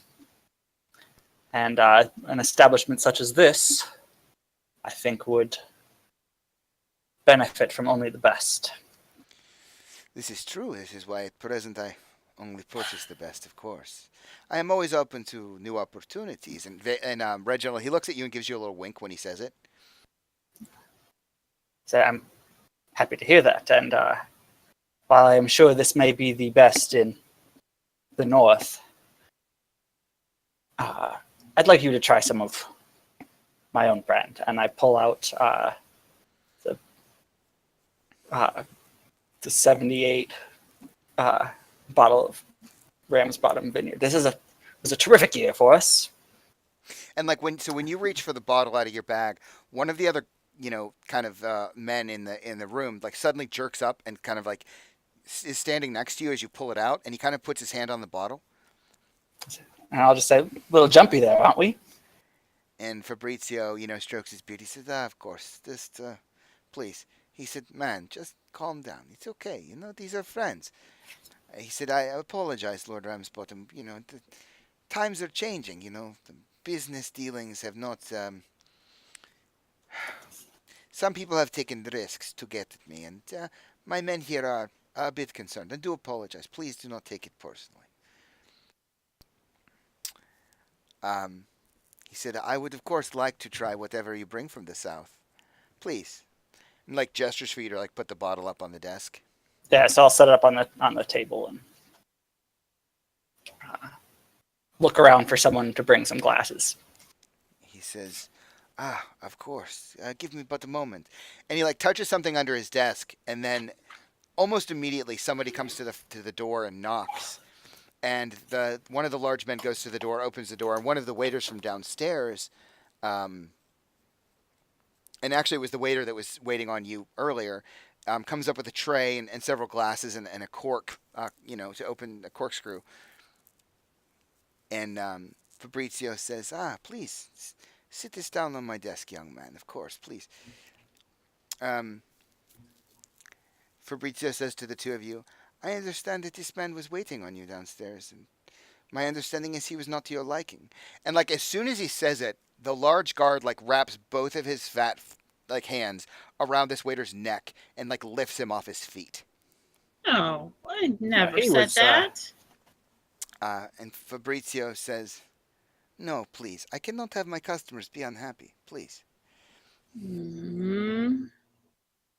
We He never was doing said a fine he was job. Fine. I would not have asked him to contact you if he had shown any sign of poor service, as I would not have wanted to conduct business here. Yeah, and Fabrizio It was actually his exemplary service that helped convince me. Yeah, when you say that, Fabrizio smiles, he gestures for the man. He puts the waiter down, who immediately like he's catching his breath. And Fabrizio says, "Ah, young man, go back to work." He said, "You're apparently doing a fine job." Like gives him a wink as the waiter like hurries out the door. Fabrizio says to the two of you, We are in the mob's.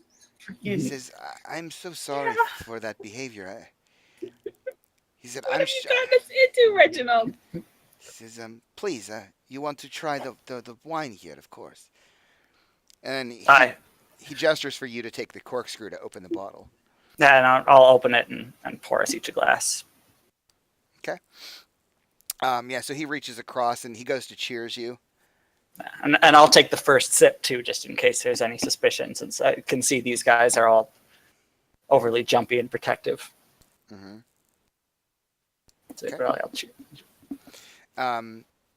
Okay. Yeah, so he like reaches it to his nose and starts sniffing it. Kind of breathes it in for a minute, swirls it around his glass. He says, he puts it to his lips and takes a very small sip.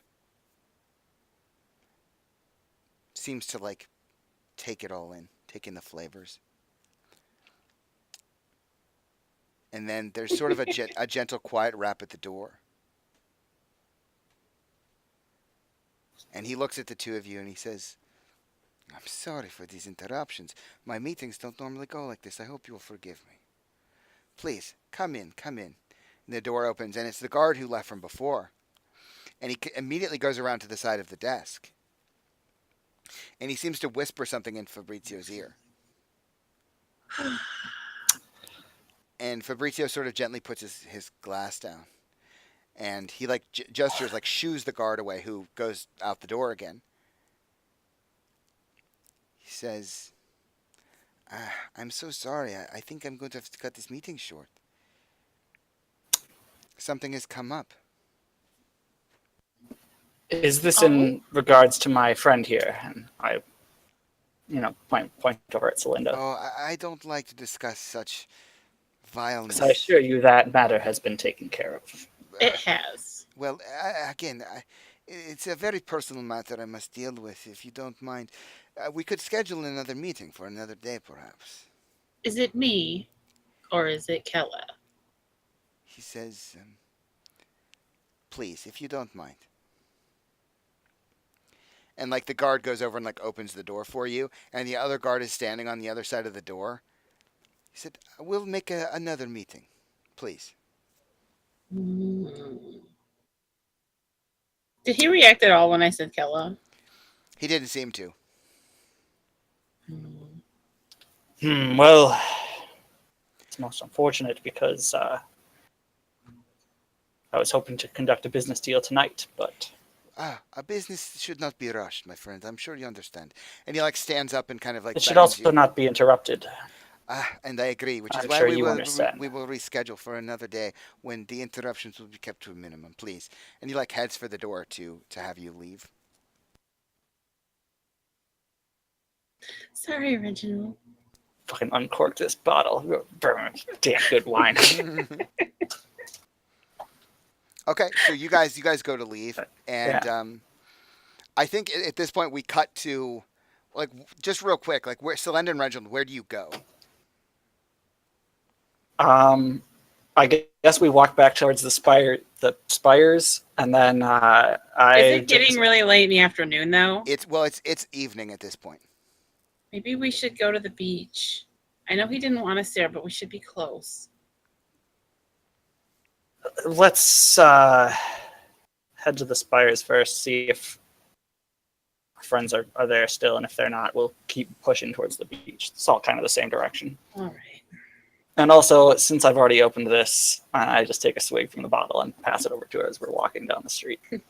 Okay, so you guys head back to the spires, and I think we cut to you guys finding your way to the rooms, finding Elizabeth, and I think then we cut as we see a time lapse of the beach, and we watch as the tides come in and out, and we're seeing the sun starting to set overhead. Valem, what position do we see you as we cut? I am sitting on the beach, facing out into the ocean, watching the sunset. Okay, yeah. So we see Valem as he's watching the sun just delve down into the ocean as it sets, and we see the moon. Maybe just like a quarter moon start to creep up behind you. We can barely see it as the sun is still setting. And yeah, I think that's where we're gonna break for this week. Yay. Woo! Sorry we ran kind of long there, guys. That's No, fine. not a problem. Right, yeah. Cool. Okay. Yes, because we all jumped up to stop you.